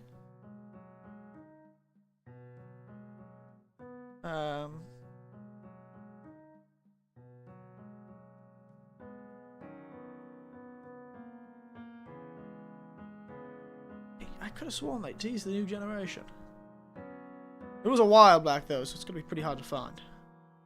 I shouldn't look at their reposts. I should probably just go to their stuff they did. I remember them posting a photo or something, or a video. Nope.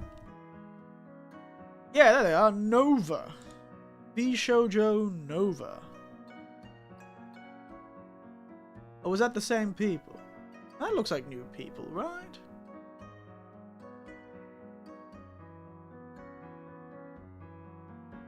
Estia? I can't tell what they had before, but... Some of them don't really... Oh, that's the Japanese one. Sorry, that's the Japanese one, isn't it? Yeah, that's the Japanese branch. That was the JP branch. Sorry, not the new one they were doing before. Okay, they haven't released it then, I suppose. They haven't released it then, I suppose. Technically, you're in Japan. You're not wrong. You aren't wrong, I suppose. She's tiny.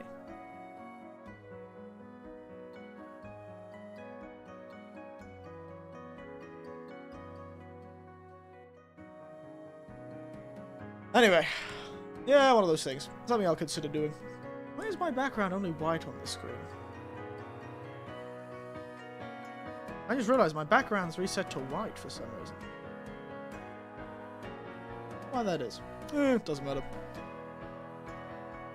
My face has disappeared from my computer.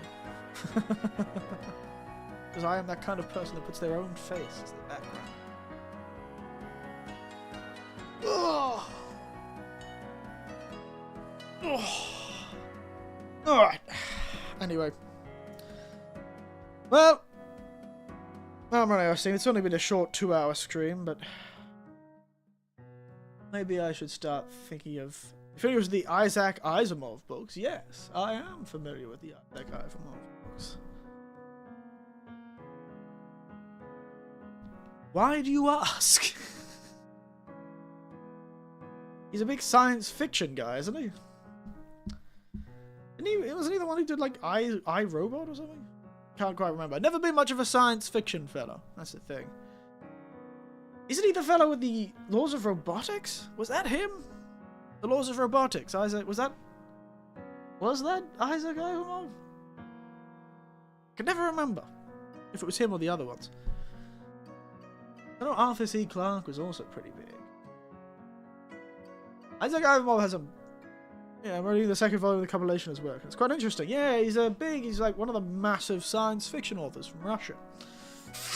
Along with like Clarke and Heinlein, I think. Writes a lot about... Yeah, so he probably was the one who did the Laws of Robotics. That would have been him then. What's brought you into bloody reading his books, though? He died in, like, the 90s.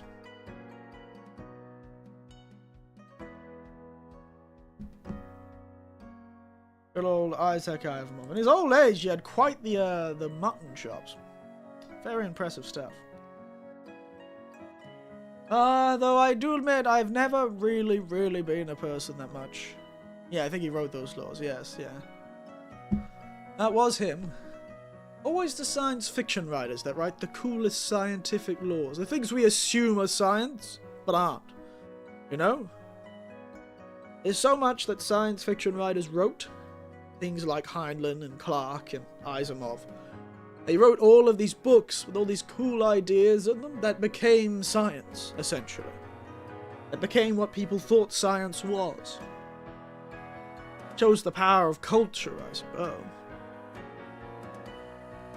Powerful imagination, even though it's not, a lot of the time it's not science, it's not real science, but people assume it is because of how it was written and how logical it seems and how scientific it feels.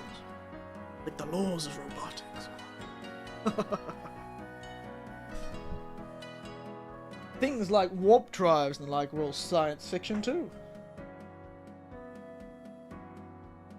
But it is true, I have never much been a science fiction person when I read. Always a fantasy guy. I don't know why I could never really get into science fiction. I struggle. I struggle every time I tried to read a science fiction book. Just struggled. It's tough stuff. It feels quite impenetrable to me for some reason. Don't know why I struggle with what I would see as very basic stuff.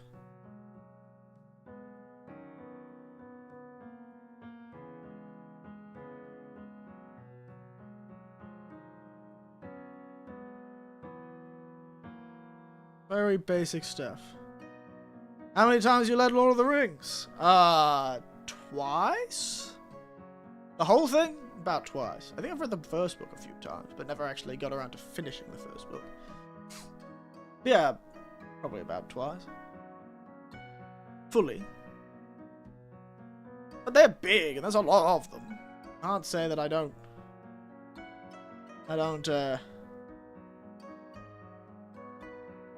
try. I didn't try.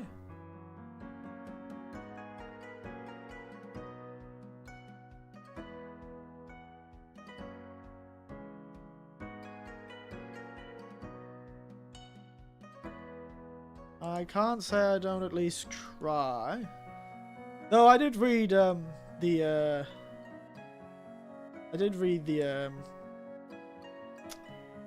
what is it? I did read the Feast books a lot more than that, I'd say. Definitely read the Feast books a lot more than 2 or 3 times. Like Feast a lot. Some good stuff. Liked that.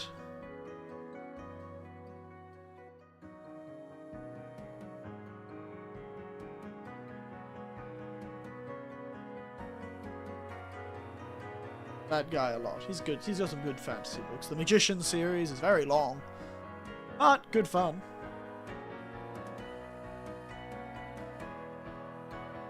But good fun.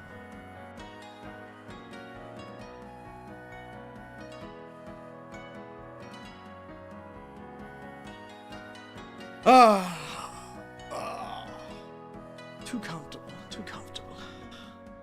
Yes, the future, what shall it bring? No one, I'm almost tempted to play. That sound. Let me beeped. What was that? I am tempted to play Okami. That might be fun. Okami.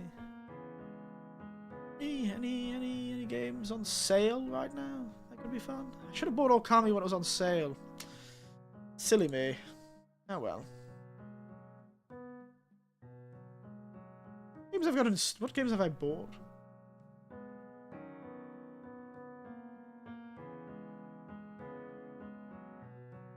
We also tried God Hand. Do they have God Hand on a computer right now, or do I have to find that on the PS2?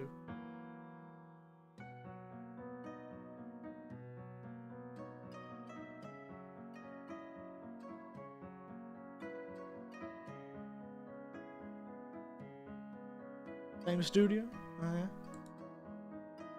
I didn't know it was the same studio. God Hand is a very strange game from what I remember. Very, very strange game. Don't like that. Crime scene cleaner? That could be fun.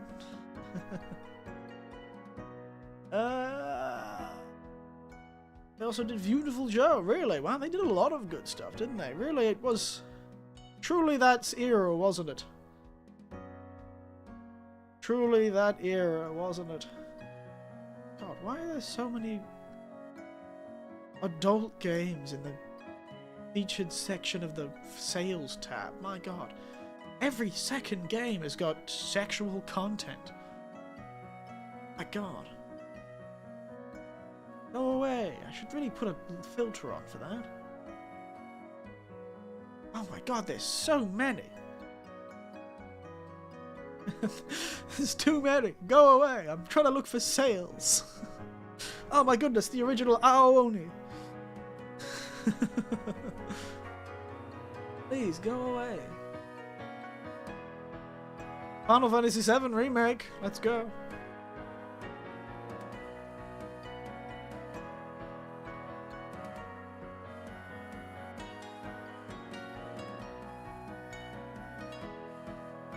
Human trending. Let's go with that. Oh, God damn it. Ooh, the Okosk disappearance. Oh, an old... The Hokkaido serial murder case. The Okosk disappearance. Memories and ice. Tearful figurine. Wow, this is like a... point and click game?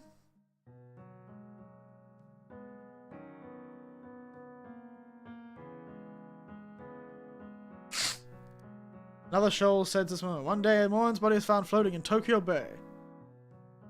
Estimated to be in his 40s, but the incident doesn't stop here. It moves to Hokkaido City, Kushiro, Abashi, Shietoko, and Monbetsu. Second and third are node linked to the northern island to Tokyo. The Kotatsu is a graphic adventure game where you play as the police detective. Find the truth behind serial murders with the help of your subordinates. You have a command interface with 14 actions, such as change location and ask someone. It's a very general thing.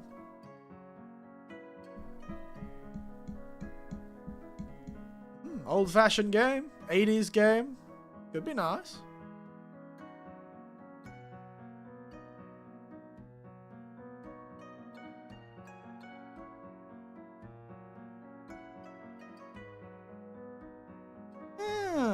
Could be nice. Could be nice. I'll put that on my list. The Okosk disappearance. Fascinating stuff. Oh yes! We had that game. Speaking of like murder. Don't I have that? Epic Games. I have if I remember correctly, a heap of free games on Epic Games that I could probably play.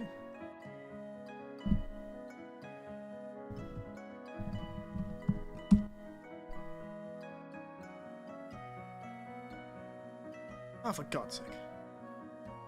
Stop sending me goddamn email. There's always something to consider. I know two-factor authentication is supposed to make it harder to hack, but my god. I have not spent a single dollar on this account. I don't think. Yes. That is still my email. Yes. Still that. My gosh. Why am I here so I get paid? Oh, Marvel Rivals! Yeah, that's what we should play. Marvel Rivals. We'll play a multiplayer game. All I know about Marvel Rivals is that the Venom fellow has a big ass.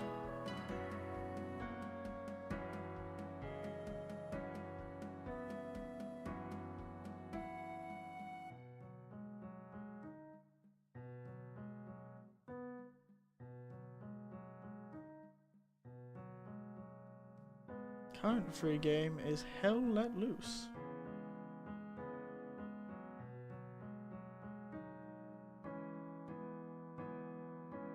Could try Rivals. At least shake your routine, I suppose. Yeah, I suppose I could. Shake up the routine. Change. Oh, I'm actually overheating now. Under my Kotatsu.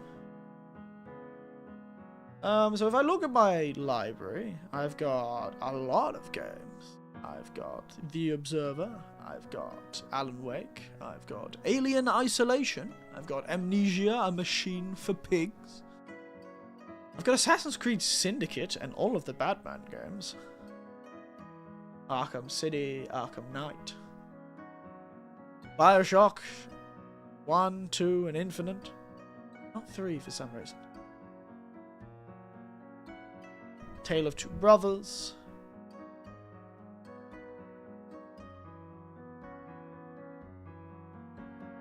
Celeste is where I played Celeste. Control, which I've already played, so Darkwood. Dauntless. Oh, that changed for the worse recently. Well, I've got Death Stranding. We can play Death Stranding. Play... what the hell is Eximus? No idea what that is. Why do I have so many games? You should? Play what?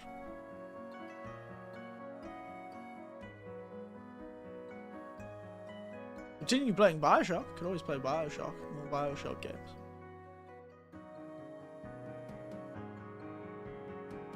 Almost I forget. Death Stranding? Oh yeah? Oh, I played Death Stranding. How long is that game? That's gotta be long. Oh, we could probably do one whole stream just to get through all the cutscenes.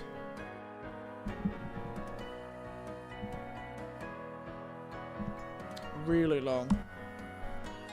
Apparently, if you're powering through the story, it only takes 40 hours.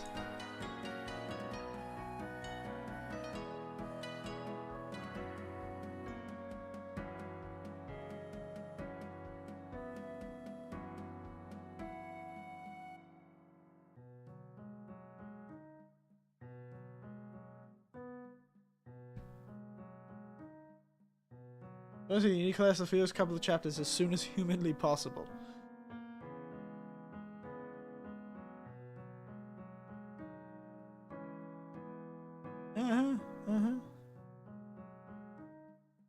There is just streams that'll be just cinematics.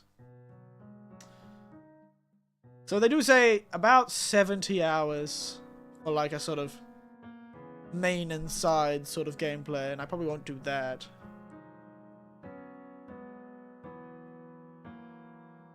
Ugh.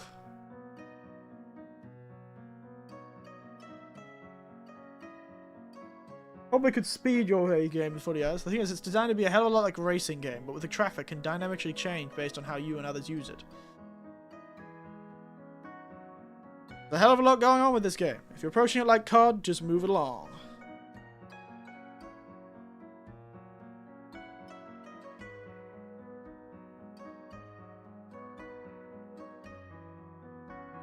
If you have a newborn, I'd wait to play it as it will wreck you emotionally.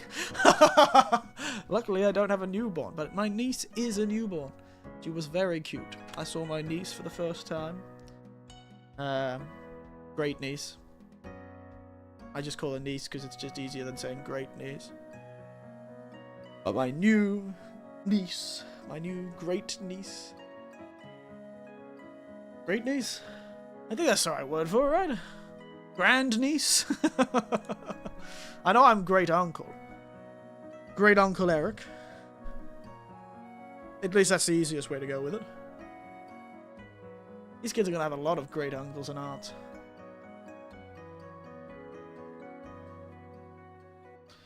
Maybe it's tempting. Actually, honestly, it's more tempting than anything else. That would be hilarious. Death Stranding.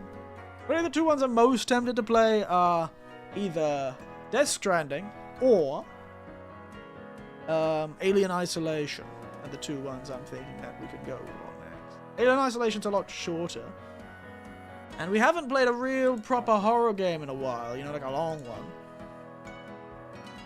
like a Dead Space sort of experience. You know, could be good.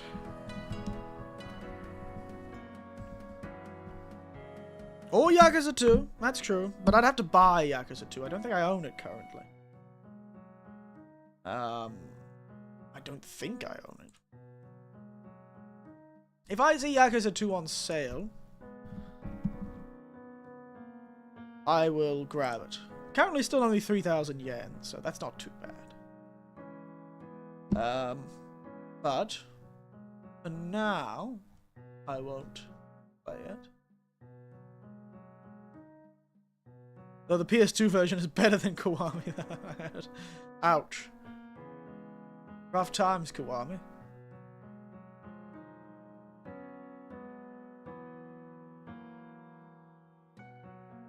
Could get an emulator, I suppose. Let's have a gander what people say.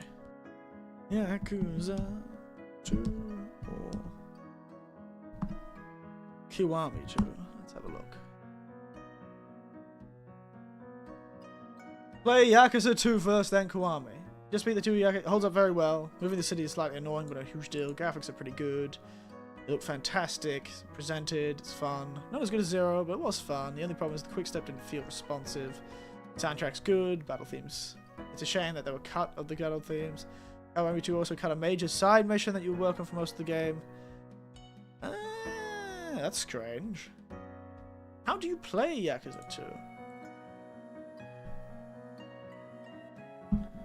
I don't know if I'll be able to get a PC. I don't want Kiwami. How do I play Yakuza 2?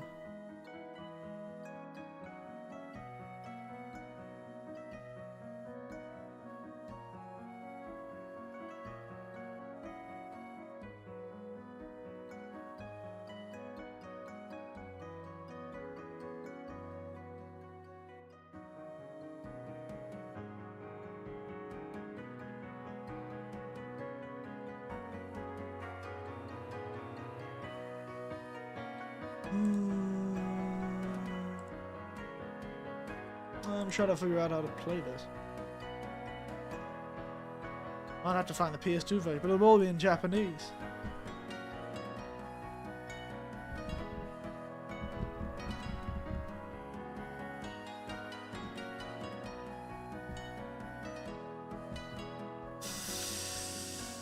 Who knows?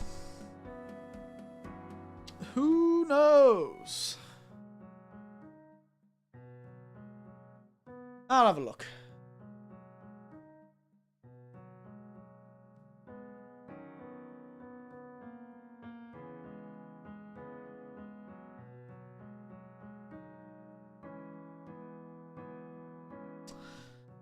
Figure it out. If I can. Yakuza 2... PS2...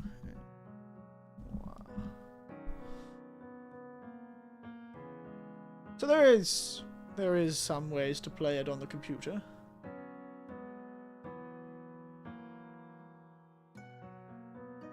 Fair enough. We'll have a look at it. Though I still probably won't play that one out over Isolation or Death Stranding just for the fun of it. Death Stranding will definitely last until we get to having to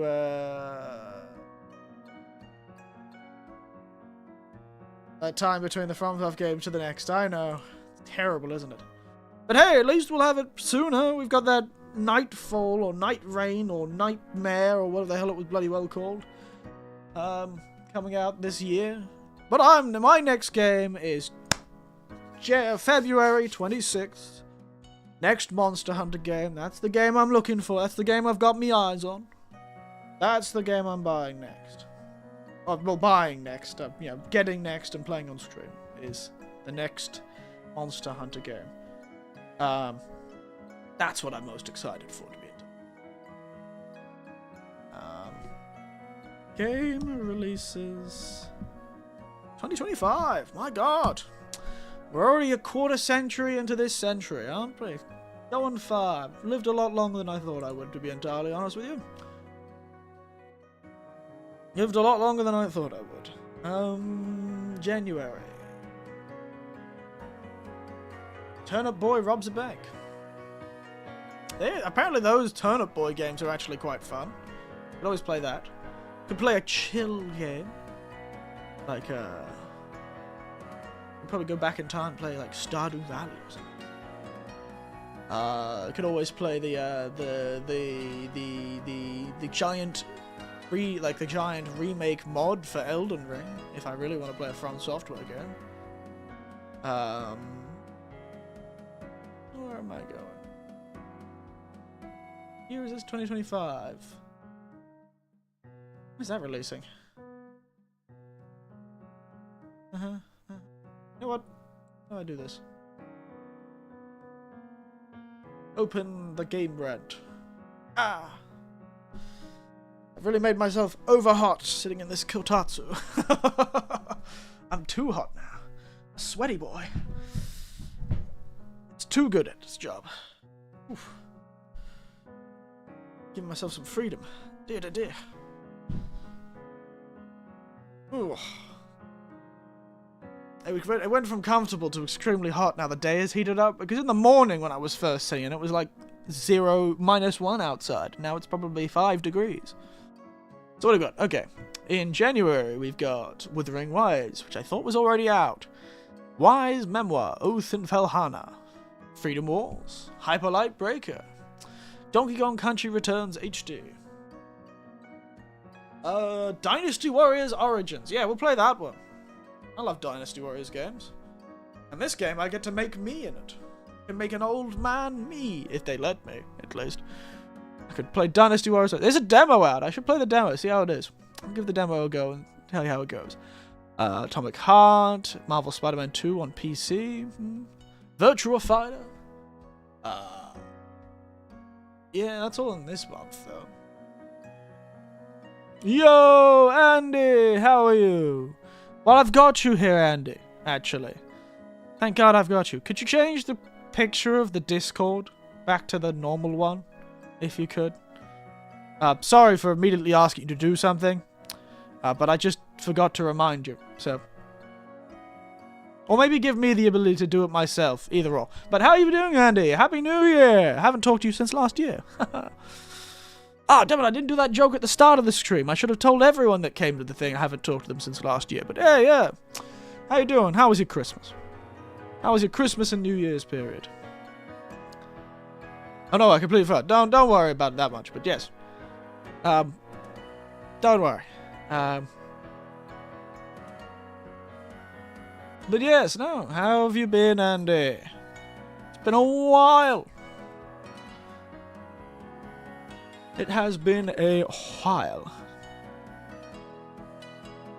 You know, Star Wars Hunters, what the hell that is. Rise of the Rift of the Necro Dancer. Assassin's Creed Shadows. Yeah, Like a Dragon, Pirate Yakuza in Hawaii. I really need to buy it. My fault too. I didn't go with the. It's been a year since you last screened. Damn. Oh, so stupid. Foolish men. They're silly people. Also, where should I play the Monster Hunter Wilds game? Should I play on the PC or the PlayStation 5? Probably the PC, to be honest. There, changed it. Thank you very much. Also, do you have the ability to give me the permissions to actually do that? Could I have the permissions to do it? Just in case I want to do a cheeky little joke. Cheeky little scariness or something like that. I think you need ownership. Ah, okay. That sounds like a lot of responsibility. Don't want that then. I like the Discord being. That's why I've asked if you wanted it. Yeah. Yeah. Is only one person can be an owner, or can you be an owner as well? Can we be co-owners? Because I don't want to take your ownership. You made it. Only one. Well, that's annoying, isn't it?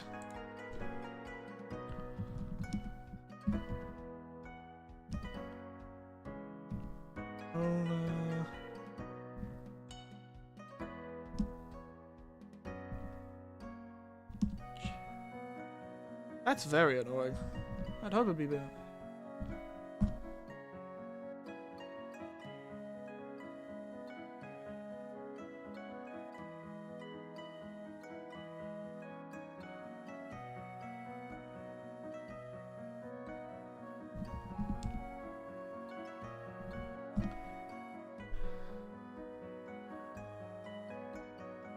So, the manage server permissions. There can only be one Lord of the Ring, and he does not share power.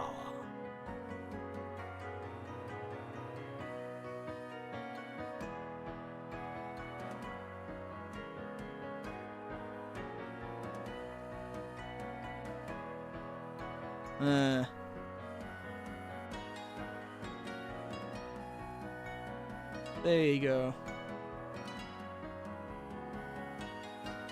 Apparently, no. I think you may be able to make me like an admin or something like that. That maybe I may be able to have the power. I just need manage server permissions.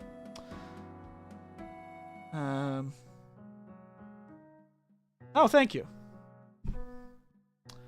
I have become more powerful.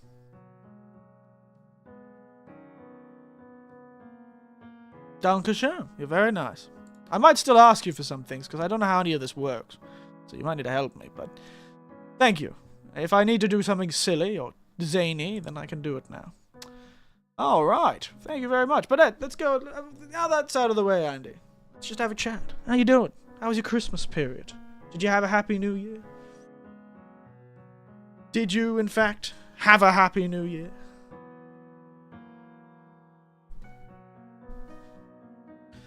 How was it? Year by went very fast, yes. You've been busy, clearly. Any big achievements this year? You looking back in a retrospective on 2024? Achieve anything big? Happy with anything? And I'll extend that question to everyone. You know, let's look back on 2024. Anything big happen in 2024 that you were like, yeah, I'm cool? Not really, honestly, no. Just continuing, getting on. Kind of just existing. Doing like a university course or something, or high school, or... I'll be honest, I can't remember which part of your life periods you're in. We're in university yet? College yet? I can't remember. I apologize, it's been a while. Yeah, well, kind of just existed. Hey, you got... Still in high school. Yeah, there you go. Couldn't remember. Somebody else was doing a uni course. Panda knives? Were they doing something like it? I don't know. It goes to show how much I remember things, really, but Probably not very good. But yes, there you go. Keeping on, keeping on. But you made it through the year. You probably passed all of your subjects. Probably. I assume. You're a smart kid. Yes, interesting. Very nice. What'd you get for Christmas? Oh, Happy New Year, Tiberian. Another person in. Oh, Happy New Year, Tiberian. Happy New Year. You got all A's. Easy. Good job. Clap, clap, clap to you. I was never very a good... I was never an A's student, I'll admit. Just got out of work really early. Oh. It's a New Year's miracle, Tiberian. Of course, I got a new phone. Yeah, oh, there you go. Brand new phone, eh? iPhone. Windows Phone. Samsung. Huawei. I think you continue Eric's when displays Yakuzera. Oh, now you've got a new phone. Your processing power is. Have access to Premiere Pro on a... My god. He's too powerful. Not good for my wallet, but I really hate my job, so I'll accept it. Hey, you've got to, like, start up a coffee shop or something. Get a relaxing job. Become a carver or something. I'll be lurking while I'll drive. Fair enough. Drive safe. Yeah. Oh, you've got a PC now, Andy. Oh, I didn't realize that. I was like, wow, Premiere Pro's on phones now? Yeah, got a PC now. Oh, look at you. Hey, I'll have a gander if you want. Post it to the Discord. It'd be fun to look at. Have a PV4. I thought I told you. You probably did. Just understand I have terrible memory. Oh yes, we did have this conversation, didn't we? Sorry, I'm terribly scattered recently. My memory isn't that good unless I remember a specific conversation. But yes, you did mention we have about the same specs, didn't we? Now I have terrible memory with this sort of thing. That's why I never remember anyone's name. Just a brain that can capture information like a trap, but recalling the information is difficult. But it's always there. I even remember you mentioning you'd try and do some more editing. You know, look at yourself, I get nostalgic. It's almost 3 years ago now. I know, right? Almost 3 years ago now. I've been around for a fair while, to be honest. Being a Vtuber. Been around for a fair while. I feel like it's kind of strange. This coming year, I think I'll be in Japan for longer than I was in Australia as a VTuber, I think. Once I get to the end of this year, I'll have been in Japan longer than I would have been in Australia as a VTuber. Which is strange. I don't really feel like I've been here for that long. Oh my goodness. Nostalgic, but you'll find the younger you are, the shorter time it takes for things to feel nostalgic. And then you get old, and then you think you're not nostalgic about stuff because you think it was yesterday, and time starts accelerating. You blink and you're retired. You realize that everything you feel nostalgic about is like 50 years ago, and everything you don't feel nostalgic about and kind of think, oh, that was just like 2 years ago, wasn't it? Or that was just like a year ago, wasn't it? It was actually like 20 years ago. And that just makes you turn to dust. As a general, edited for a completely different channel for them to upload on their channel. Noted the intro and outro pattern them by the creator. Yeah. Interested in the Yakuza Pirate game, mostly because it's going to be in the game. Feels like 2020 was that long ago. Yeah, well, everyone had a sort of phase out of existent moment during COVID, I suppose. Closer to 2030 than 2020. We are now. 10 years, 9 years now, and we could have the Brisbane Olympics.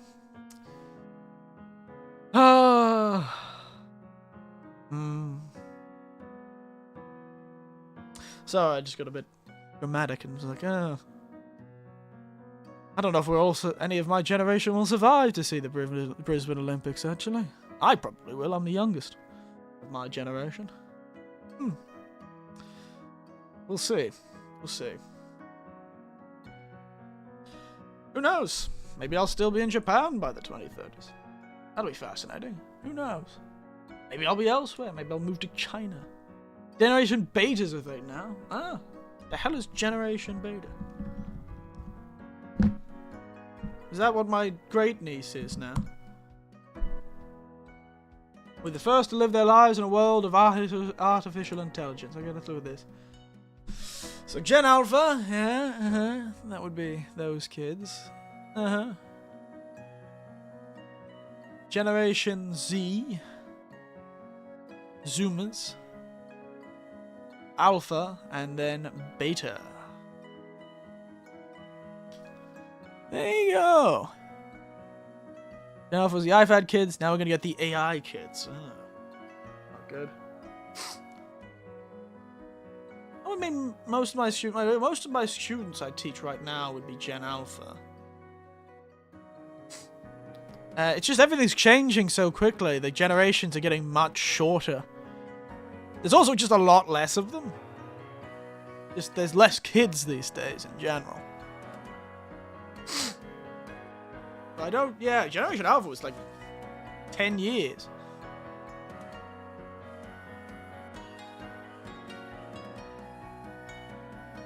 I feel like the generations have gotten shorter and shorter. Generation X was from 65 to 80. My generation's baby boom. There you go. There you bloody well go. Can't believe the balls of the GI generation. The greatest generation. So many families who were part of that generation. What an arrogant name. The balls on them.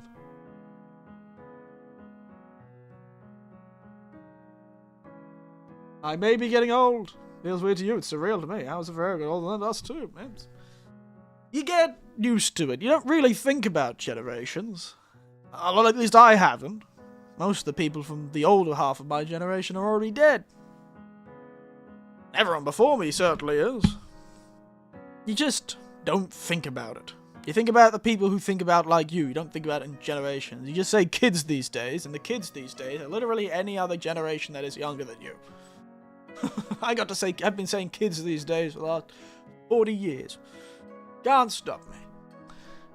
I do feel bad for Generation Beta. I feel really bad for Generation Alpha. My nieces and nephews are all millennials. And one of them, the youngest of my nieces and nephews, are technically Gen Z, but they're your zillennial sort of on the line thing. So, stays running in the 90s. No, I'm running in the 90s, mate. Yes, no. So they all sort of grew up in that sort of place where they had no internet when they were younger. Mostly due to a choice by my siblings who were raising them, and hell, I would have made the same choice. That's why we all played games together. We played video games, like the board games of our time. We're playing video games with my nieces and nephews. That's why I play so many of them now. Sort of just, they're fun, aren't they? Old video games. I'm getting all sentimental. I sit here and think of the past. Maybe one day I'll be good at Japanese. I could be sentimental about Japanese things. I already am, actually. I'll walk through a town and see an old abandoned building that looks quite beautiful, or I'll see an abandoned shop that has nobody in it anymore. Wouldn't it have been nice to be in Japan while this store was open, to see this place when it was still functional, to see this old town centre as it used to be, before Tokyo absorbed the whole population and everyone stopped having kids. I'm definitely a person who complains a lot. Eric Winters plays Yakuza 8 in 2090. Yes, I become the first human being to be turned into an AI. My brain is transferred into a computer. They take it out of my head, stick it in a jar. And I become the immortal old man Vtuber, and I continue to procrastinate about playing Yakuza games. We were talking about Yakuza Kiwami, yeah, Futurama style. I'd make a pretty good Futurama head, I'd say. We just were talking about Yakuza Kiwami 2, actually. And the difference between Yakuza Kiwami 2 and Yakuza 2 on the PlayStation 2. Because I was trying to decide what game we should play next. I was thinking of playing Alien Isolation, or Death Stranding. Probably won't finish Death Stranding, but it will be funny to play for a while. Yakuza 2 and Yakuza 2 on the PlayStation 2. That's a lot of 2s, yeah. One could say too many. I don't say that, but some could say that. You could say that if you want to be stupid. It's not too many. There's a hell of a lot more 2s in the world. Can't be too many 2s. No, not too many 2s. Just the right amount of 2s. To be or not to be? Such is the question. Whether it is nobler in mind to suffer the slings and arrows of outrageous fortune, or take up arms, by opposing anthem, to die, to sleep, to dream. What dreams that sleep may bring. All that sort.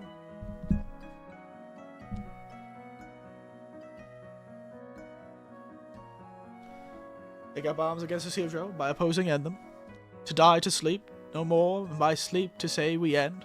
The heartache, the thousand natural shocks that flare is heir to. 'Tis a consumption, devoutly to be wished, to die, to sleep, perchance to dream. Aye, there's the rub. But we have shuffled off this mortal coil, must give us pause. There's the respect that makes calamity of so long life.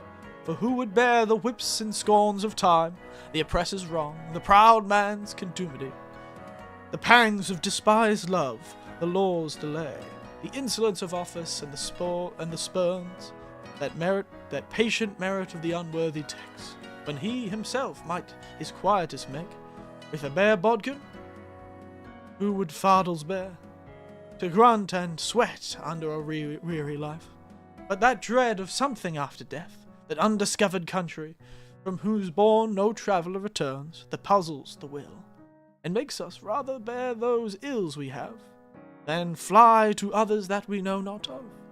Thus conscience does make us cowards of us all, and thus the native hue of resolution is sicklied o'er with the pale cast of thought.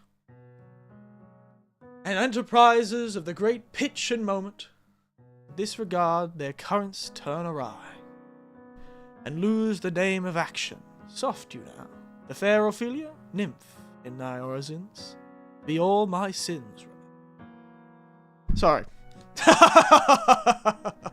That was pretty impressive. I did a lot better at remembering than I thought. Yes.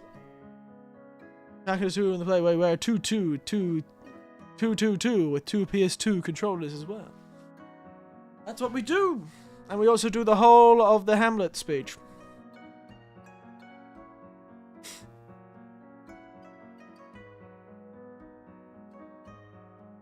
There you go. Good fun.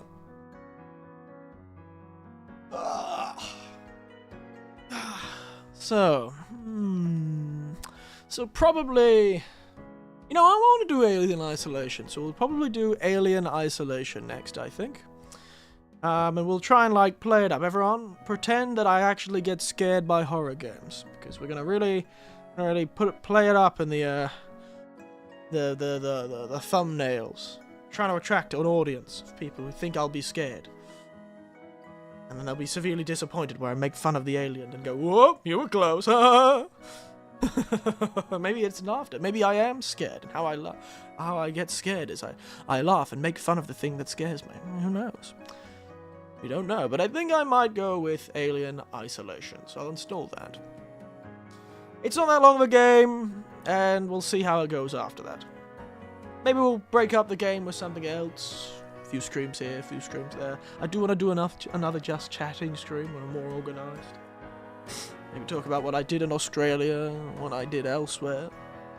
Well, aliens are just so scary, though. I'm never very good at getting scared by horror games. They can give me the creeps sometimes, but actually, those people who sit there screaming their heads off. I've never been one of those people. When I get scared, I go quiet. Or I'm lost in thought, and you'll never know which one I am. Am I lost in thought? Am I scared? Without you being able to tell because of my beautiful, jovial face, you'll never know. Sometimes I'll just be like, what was I thinking about? Oh, yes. And I'll start thinking about, tomorrow's lunch or something like that. I have a bad habit of doing that. I'm always like, okay, halfway through the day, which means I have to start thinking about tomorrow. Not because I'm going to actually do anything, but I'm going to think about tomorrow, and it's really going to involve my really divulge my enjoyment of today. Speaking of today, though, after this stream, I'm actually going ice skating for the first time in decades. Turns out there's a big sports arena nearby, a few hours away, that is doing an ice rink. And so, sort of a acquaintance/colleague of mine has invited me to, well, mostly because they probably need they need a lift, but I'm going to be driving over there to, go ice skating. I haven't gone for ice skating in a very, very long time. Hell, I haven't gone bloody rollerblading in a very long time. Remember being very good at it? I remember not being that good at it. Mostly because I only did it for like one afternoon.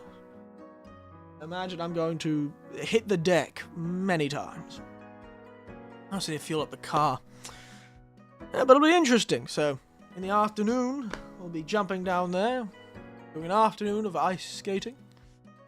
Then tomorrow I'll be doing a lot of paperwork and going to the immigration office, which will be fun. Oh, going to the tax office, then the immigration office. Then, I don't know what I'll be doing. Then the next day we can probably stream again. I think. Because I still have a few days off, and then I'll be back to work. I'll be back into it.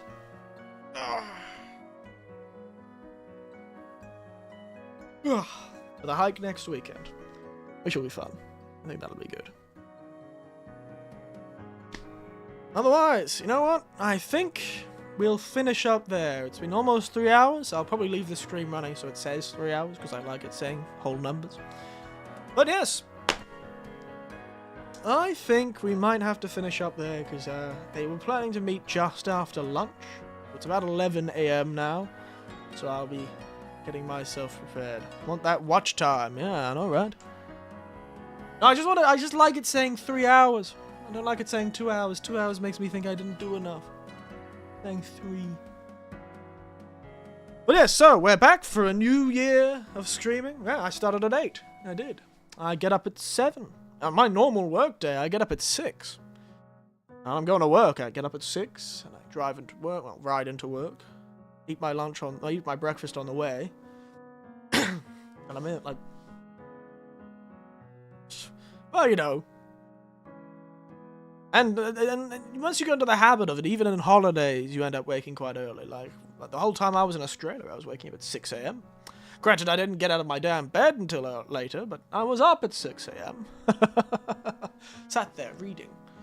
But yes, so I have to do, after this stream, I have to do more Japanese study. I have to do some stuff. I have to go get some lunch. Then I have to go fuel up the car, go pick up that guy, go to the sports arena, see if we can't get a park. It'll be nice, I think. It'll be nice. Something different, something change, you know? Give us a good change of pace, so to speak.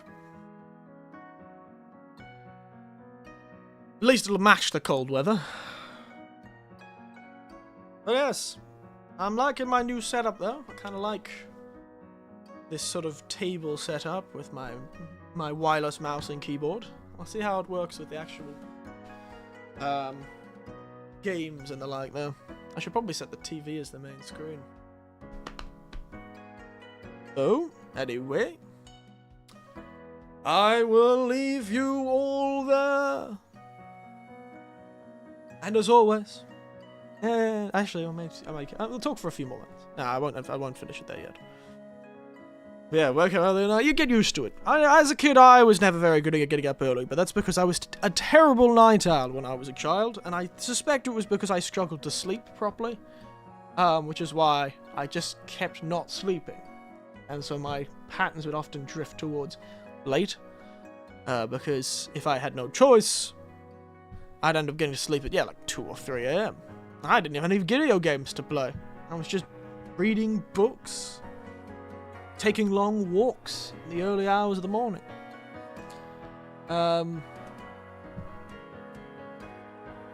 Reading books, painting. Sometimes even cooking. But yes, I was the same. I suspect it was some sort of either ADHD or something where I couldn't sleep properly. So I sort of had mild insomnia. You know, I always took ages to go to sleep when I was younger. Like, it would take hours of just sitting in bed waiting to go to sleep. I never understood as a kid. As an adult, I'm better at it. I managed to build these habits. And also, I tire myself out during the day. I've got less energy generally, my age, so I can get back to sleep pretty easy, but I often wake up and can't go back to sleep. Once I'm up, I'm up. That's it for me. Sometimes, most of the time, it's okay. If you build your strong habits, it's alright, but if you want to sleep in, it's impossible. I can never sleep in anymore. It's just not possible for me. I go to bed late, and I wake up at the same time. It's awful.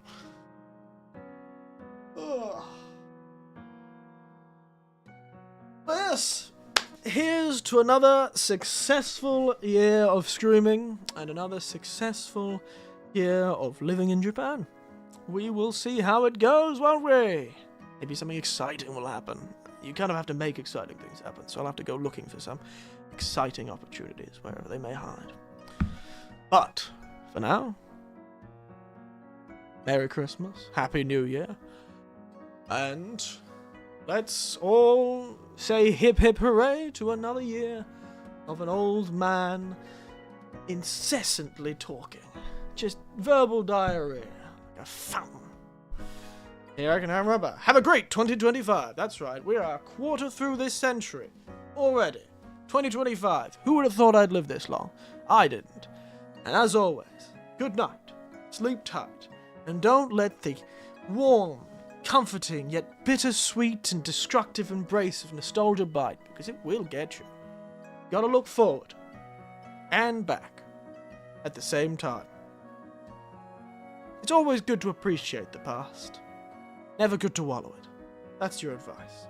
Otherwise, good night, sleep tight, don't let wallowing in nostalgia bite.